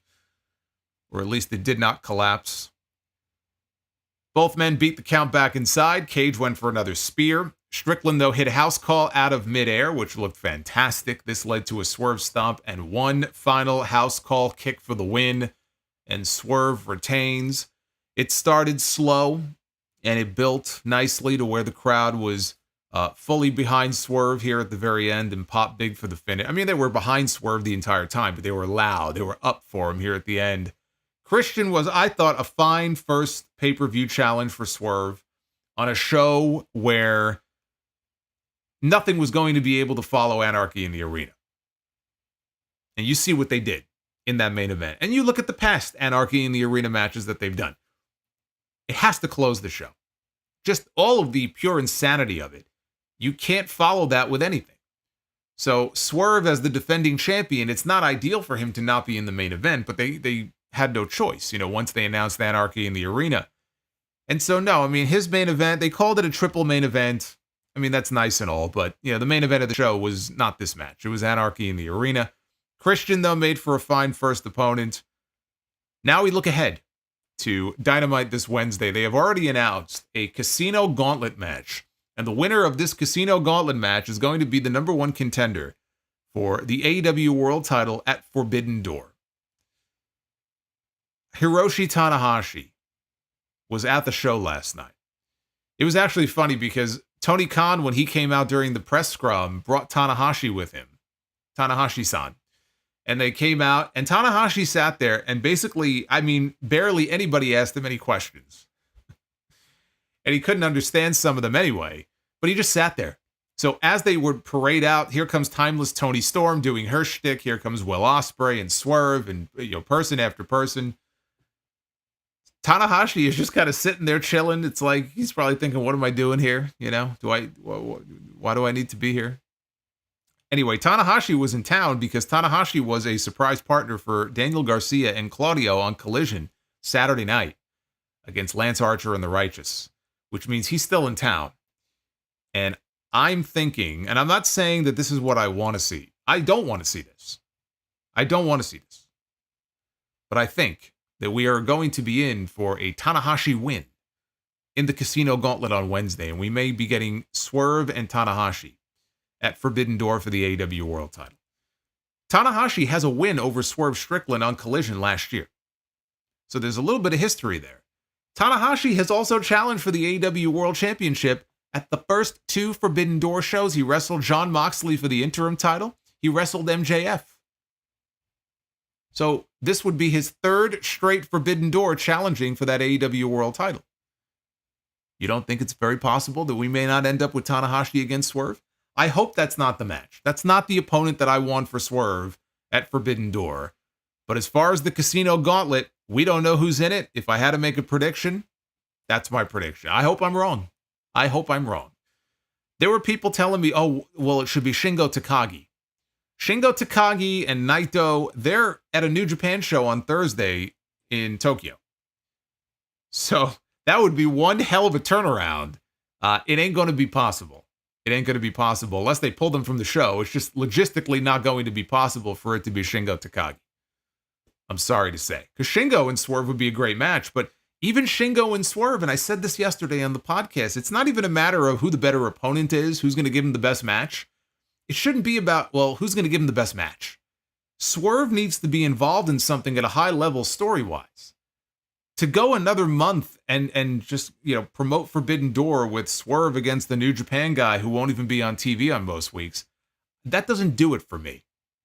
And Swerve should be doing more than that in the position that he is in. And I fear that what they risk doing, if that happens, and all the focus is on the Elite, and now all the focus is on MJF being back, is that Swerve ends up getting lost in the mix. And I don't want that to happen. I just don't see how that does him any good. But we'll see. They have not made any of the announcements about who's going to be in the match yet, so we'll see. But that's where I'm leaning. And in the main event of this show, finally, it was midnight last night, and we came upon our main event. With the Elite, the Young Bucks, Jack Perry, and Kazuchika Okada taking on FTR. We had FTR bald and FTR hair. We had Bryan Danielson, and we had Darby Allin with his gimpy foot and his broken nose, taking the spot left behind by Eddie Kingston when he broke his leg and tore his MCL and basically his leg exploded a few weeks ago. So Darby Allin was like, I'll step in, as he limped his way all the way to Las Vegas.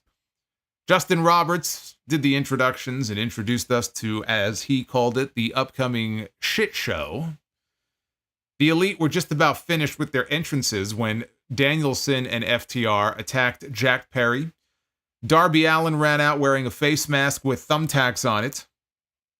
Because, of course, it's Darby. And his music continued to play, as it usually does. That's the gimmick with the Anarchy in the Arena matches. I was wondering, now, what I said was, I was hoping that Tony Khan would be willing to pay for Final Countdown, and they would loop Final Countdown a few times, but I said it'd probably be Darby's music.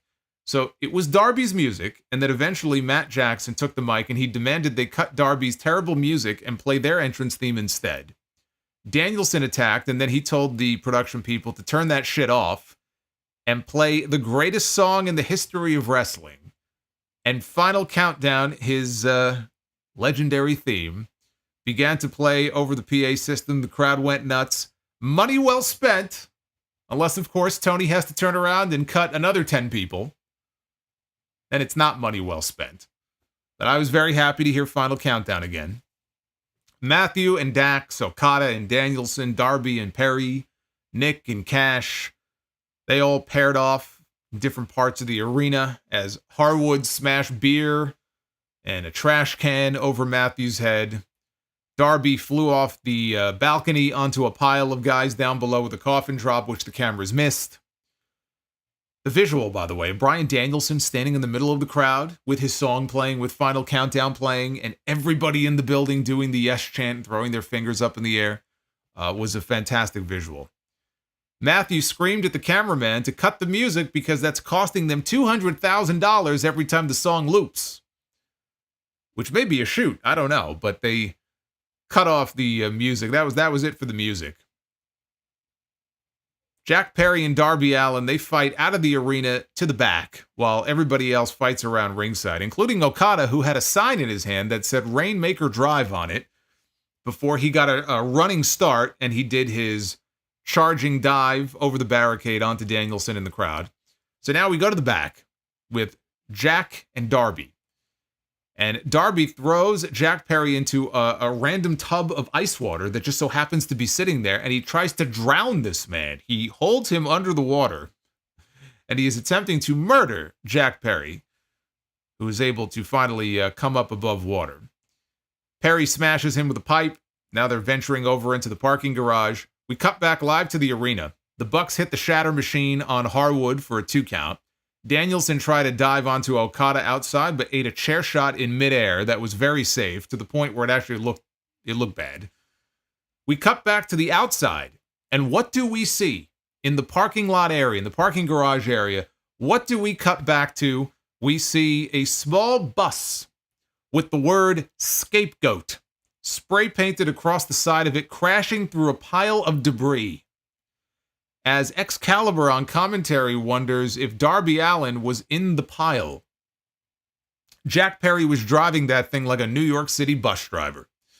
So he attempted to murder Darby Allin, who does a pretty good job of trying to murder himself, and somehow he still lives. But that was what they left us with. Back to the ring. From the chair shot earlier, Danielson now is bleeding. Harwood is bleeding, although I didn't see how. Okada faked the Rainmaker pose, and he flipped the crowd off instead. He hit Wheeler with a picture-perfect dropkick and a tombstone. Eventually, here comes Darby Allin. And Darby Allin, back from the dead after being hit by a bus for the second time in less than a month, stumbling down the aisle as Okada goes right after the ankle. Darby fights back with a code red for 2. The Bucks trip him up and hit a double powerbomb through chairs. The Bucks now drag Darby back up the ramp. They place him on the elevator platform that they use to make their entrance, the Codevator. Okay, they place him on the elevator, and they tell somebody, whoever is controlling it, to lower him. And then we see Darby like he's being lowered into his grave. Danielson now is all by himself. Nicholas sends him flying off the stage, and it's not a big drop, but throws him off the stage. The Bucks end up hitting Danielson with a Tony Khan driver on top of one of the giant poker chips from the set. Wheeler sets up a table. Okada, though, appears, hits a DDT, sets Wheeler up. Nicholas and Okada then hit double dives through tables onto both members of FTR. So now Jack Perry, the last time we saw Jack Perry, he had just driven the bus into this pile of debris. And when the cameraman rushed over to the bus to peer inside, Jack Perry looked like he was drunk or asleep at the wheel. He was keeled over. I don't know what was going on there. I guess he knocked himself loopy. So now, Jack Perry appears once again. He is soaked. Okay? You would think he is soaked from the water earlier when he was put in the ice tub. Although, as it turned out, he was soaked, but it was with a different substance for a very different reason. So it was smart, actually, for them to do that ice water spot.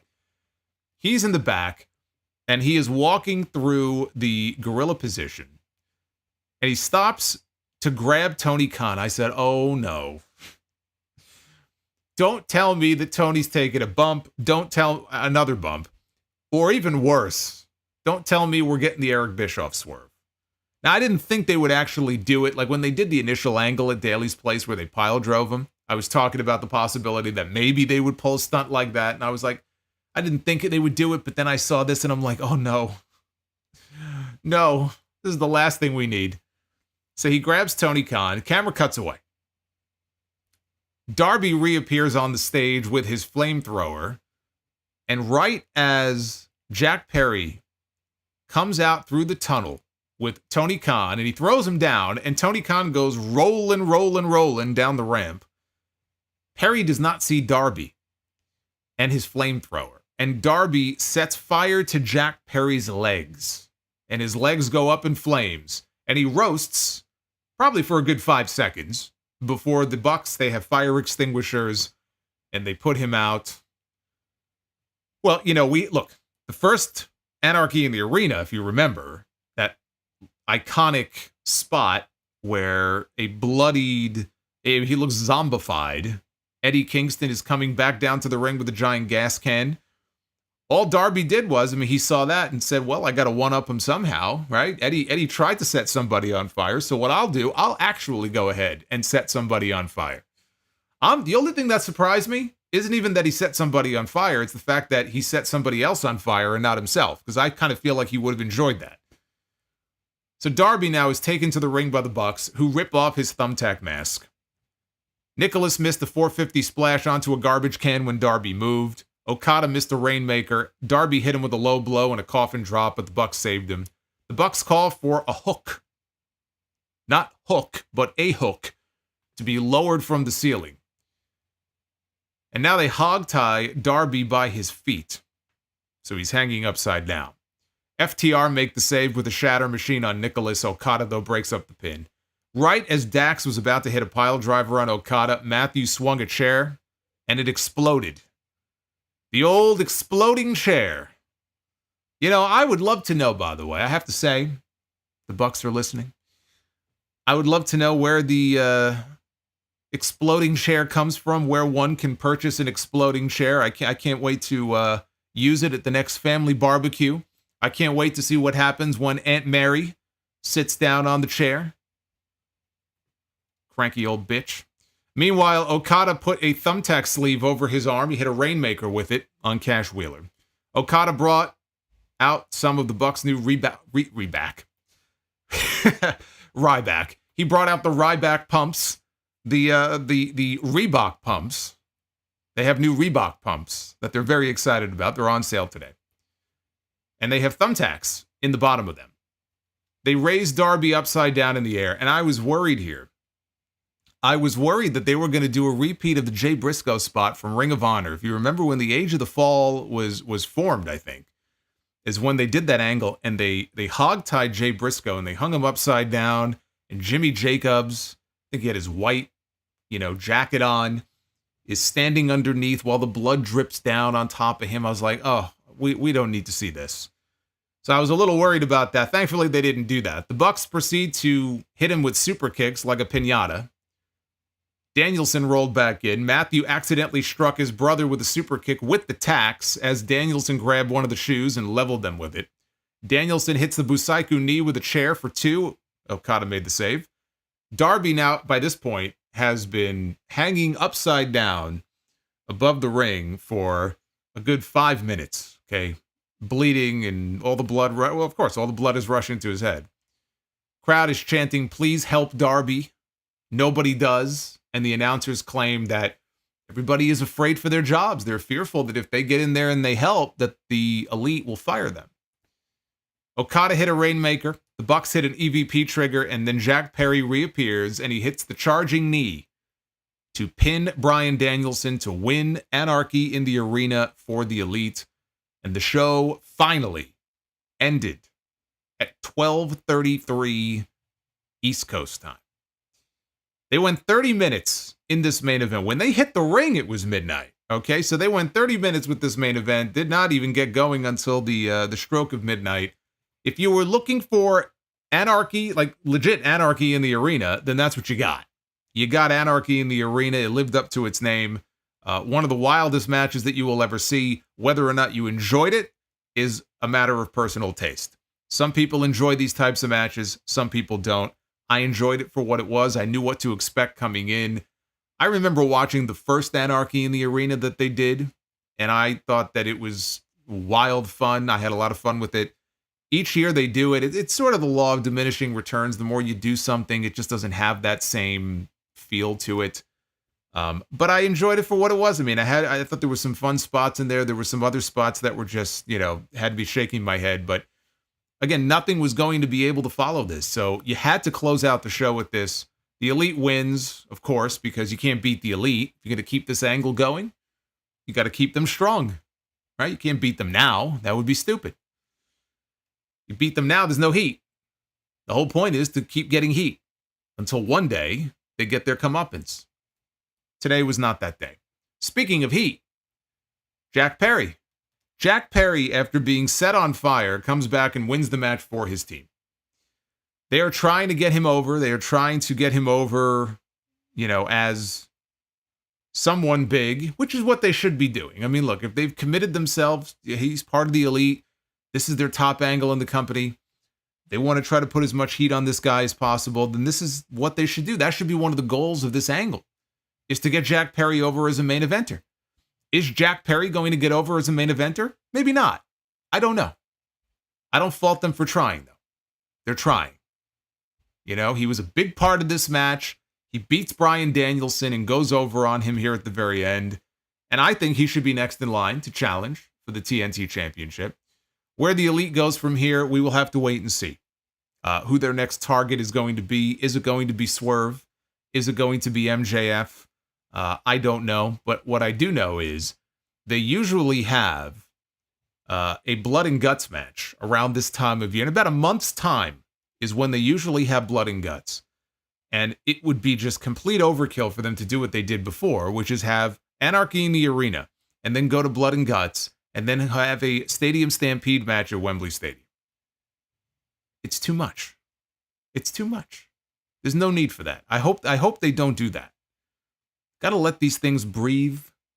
Especially Stadium Stampede and Anarchy in the Arena, they're basically the same fucking match. At least blood and guts, you got 2 rings instead of 1. So it's a little bit different.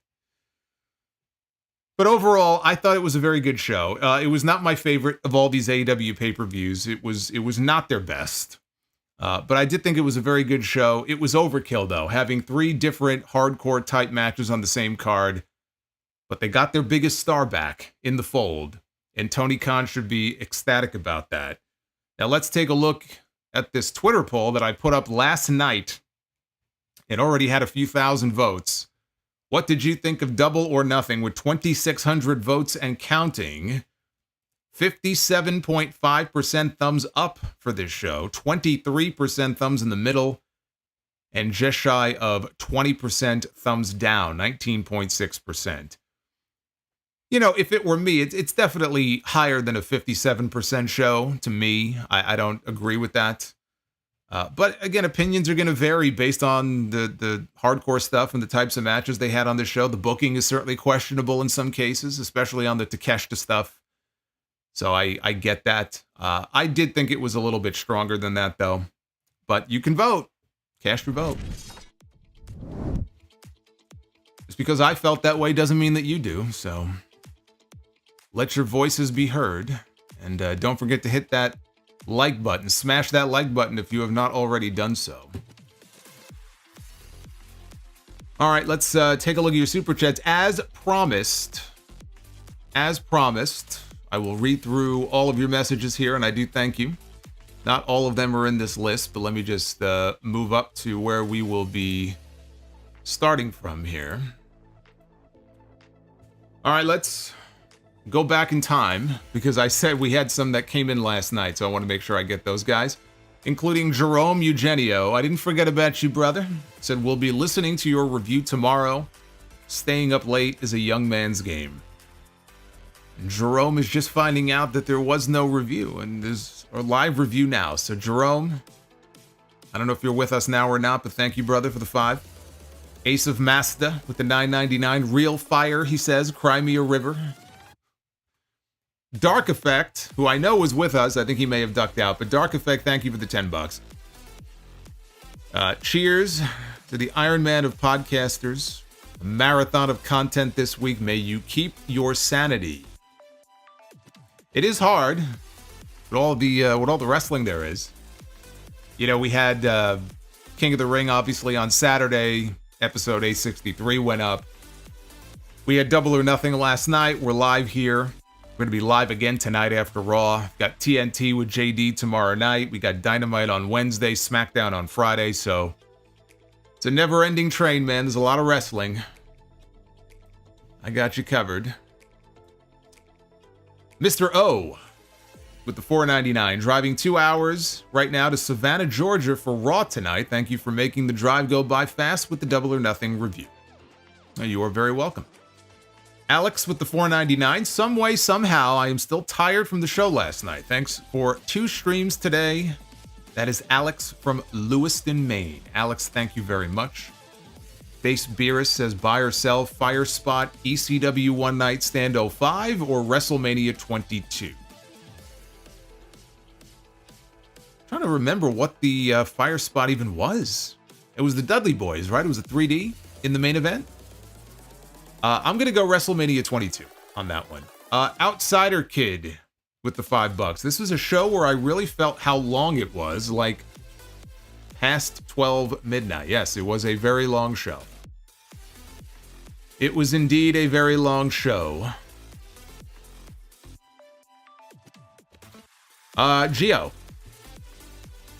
Ninja Gaiden 86. LOL, screw them incels, bro. Yeah, tell me about it. Thank you, Geo. The Juliet says, Julia having surgery on her broken wrist. I did see that. I question how quickly she'll be able to come back, but hopefully she'll be able to be back very soon.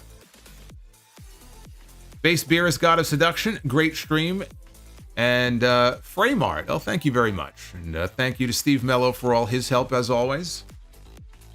I did the thumbnail, he did the layout. We are the Powers of Pain. Make a good tag team. Oz and Glorious, 36 months, acknowledge me. Thoroughly enjoyed Double or Nothing and felt like I got my $50 worth, even if it wasn't perfect. And Oz says, Solomonster is better than Gila Monsters or Vincels. I gotta learn more about these Gila Monsters. Sam with the $20.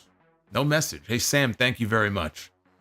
Oz and Gloria, shout out to Bliss Fan, who knows that Mariah is better than Alexa. Uh-oh. Base Beer says, Penta probably not pleased with MJF's take on masks.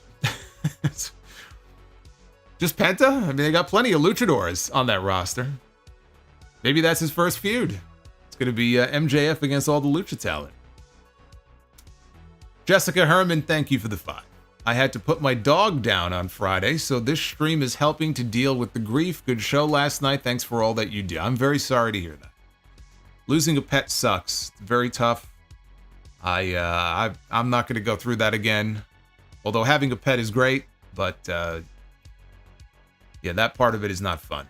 Thunder Force says, how many top baby faces are left in the AEW women's division?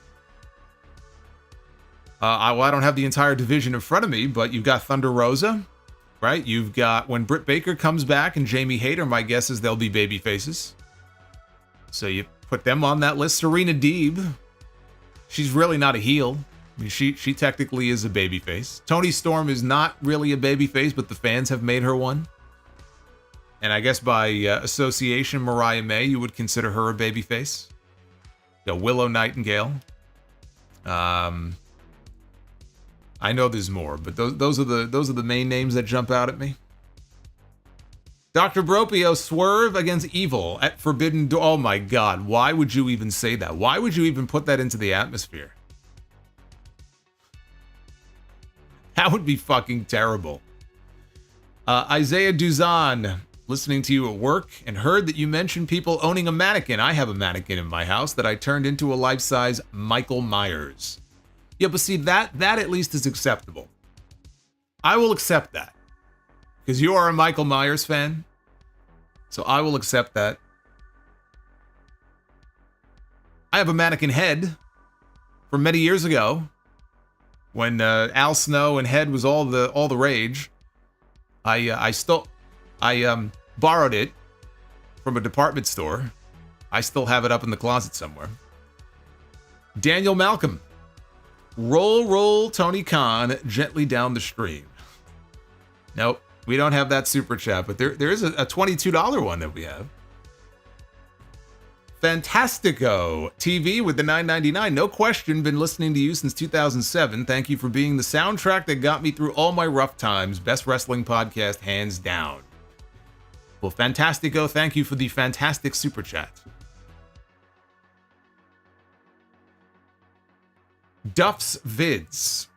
Roasted Scapegoat sounds delicious. Mercedes versus Willow is my match of the night. For pure wrestling, no garbage or weapons. Thanks, Solo, for the reviews. Thank you, brother. Project Libertad sent a $5 super chat. I'm probably alone on this as a New Japan fan, but Moxley as IWGP champion is a huge mistake, and it makes New Japan feel like AEW's NXT.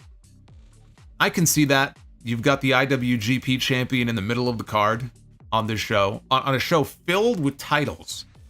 And I know it wasn't a title match, but, you know, positioning is important, and I could see where a New Japan fan would look at that and it would bother them. So you're not wrong in that. You're not wrong in that. The real CS. MJF knew what he was doing by putting that tattoo by his ankle. His boots will be covering it. So if he eventually does go to WWE, it will not be awkward.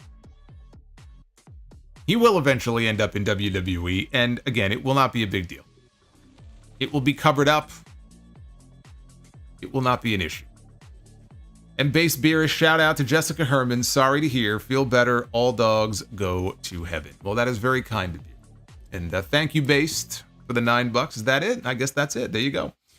So that's the message portion. Hey, Dr. Bropio, TK called in better help, and MJF answered.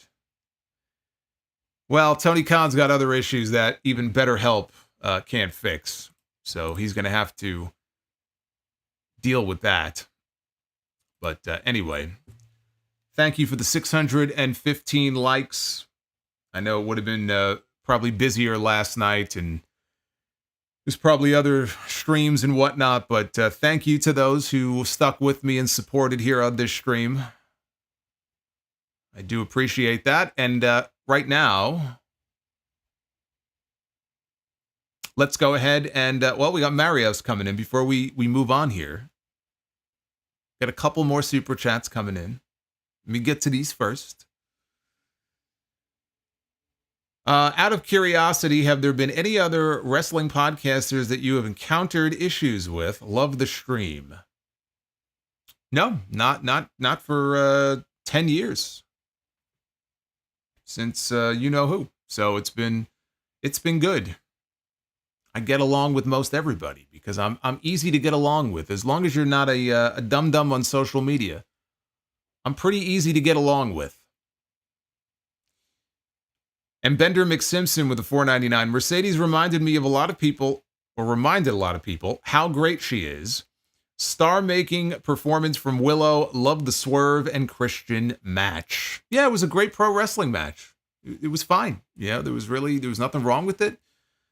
Hopefully bigger and better for Swerve from here, but I thought it was fine. It was just a very, very late spot for them in the show. You know, not being in the main event. But let's go ahead and be the booker.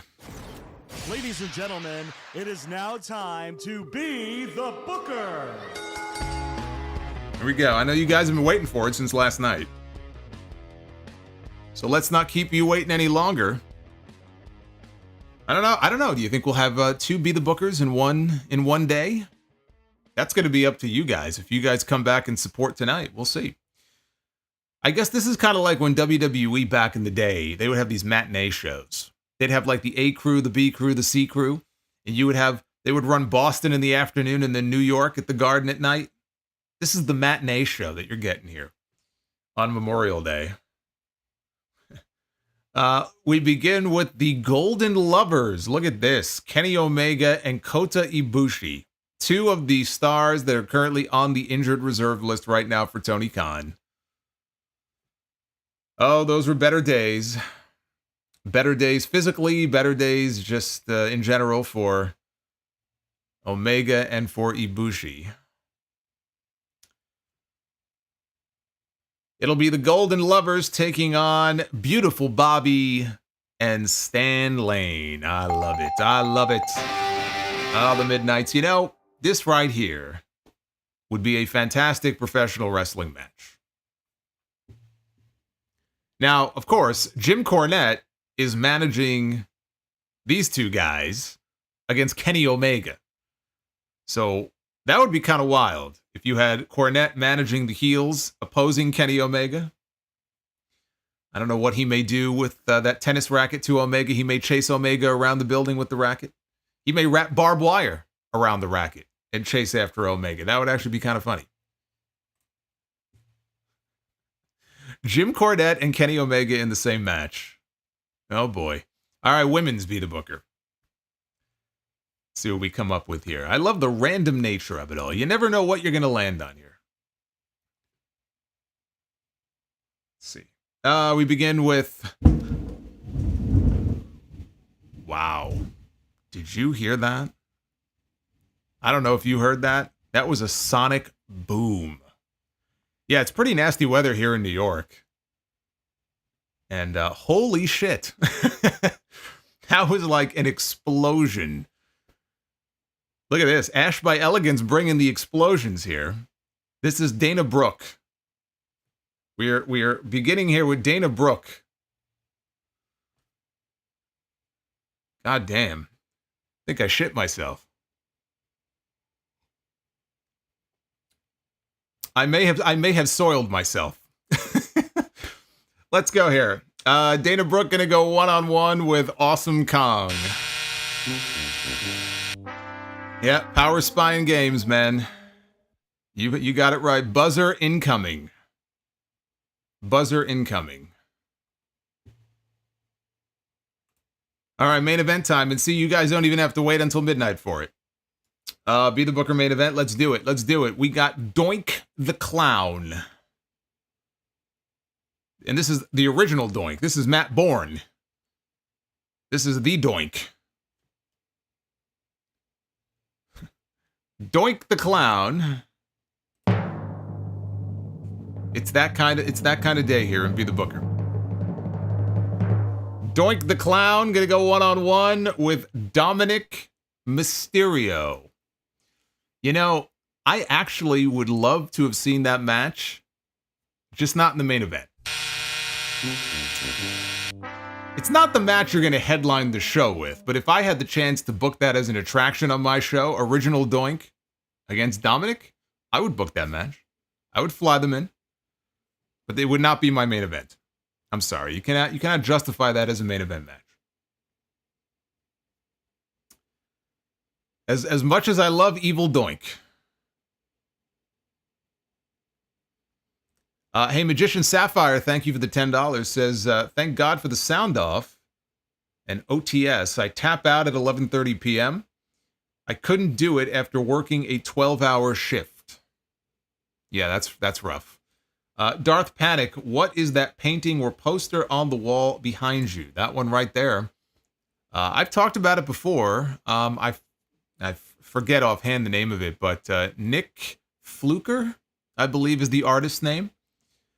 It's hard to, I guess maybe it's hard to tell, but what it is, it's a forest scene, and there's like a little astronaut man who is walking through the forest, and each of those trees, you could kind of tell, has a different colored doorway that's like glowing. So there's like a blue entranceway and a red and a yellow off in the distance there. And it's like he's walking through this weird forest with different portals to other dimensions. I love it. I think it looks great. Looks even better in person. But there you go. Nick Fluker. I think it's Fluker. He's got other art that has the astronaut man in it if you look him up. Base Beer says Cornette would turn that racket sideways. Yeah. Cornette would turn that racket sideways, he says. And Devin from New Jersey, my source was telling me that the expiration date on food is meaningless because that's what we have our 5 senses for. Do you agree? Now, I go by the expiration. If it's, certain things, if they're expired and it's been a few days or a week, it's fine. And then there are certain things where if it expires, it goes in the fucking trash. It just depends on what kind of food and how perishable it is. So anyway, there you go. Boy, it is really coming down outside here, man. It is pouring on Memorial Day. And of course, I have to go out in a couple of hours because of course I do. But I'm going to be back here. I may look like a wet rat, but I will be back here tonight after Monday Night Raw because we have to talk about the post-King of the Ring edition, post-King and Queen of the Ring episode of Raw. So that will be later on tonight. Do me a favor if you have not already done so. Do go ahead and hit the like button on the way out. You could drop a super chat or a super thanks or just share the link out with other people, other wrestling fans who you think may enjoy the review. That's the easiest thing you could do. Base Beerus says Ben Stiller or Will Ferrell. I'm not a Will Ferrell guy, really. So I'll go Ben Stiller. Actually, I'll go Jerry Stiller over either one of them. And Marios, excited for tonight and TNT. You and JD do great work. Yes, that will be tomorrow. I'll be live with JD for TNT on his channel at 8:30 tomorrow night. I'm sure there will be plenty to talk about, WWE and AEW. So you're going to get a lot of content out of me this week. I hope you will be around for it. Till then, be well, stay safe. Hopefully it's nicer where you are and you enjoy the rest of your Memorial Day. And I will see you guys for the Raw review, the Raw post show later on tonight live on YouTube. Until then, take care, guys.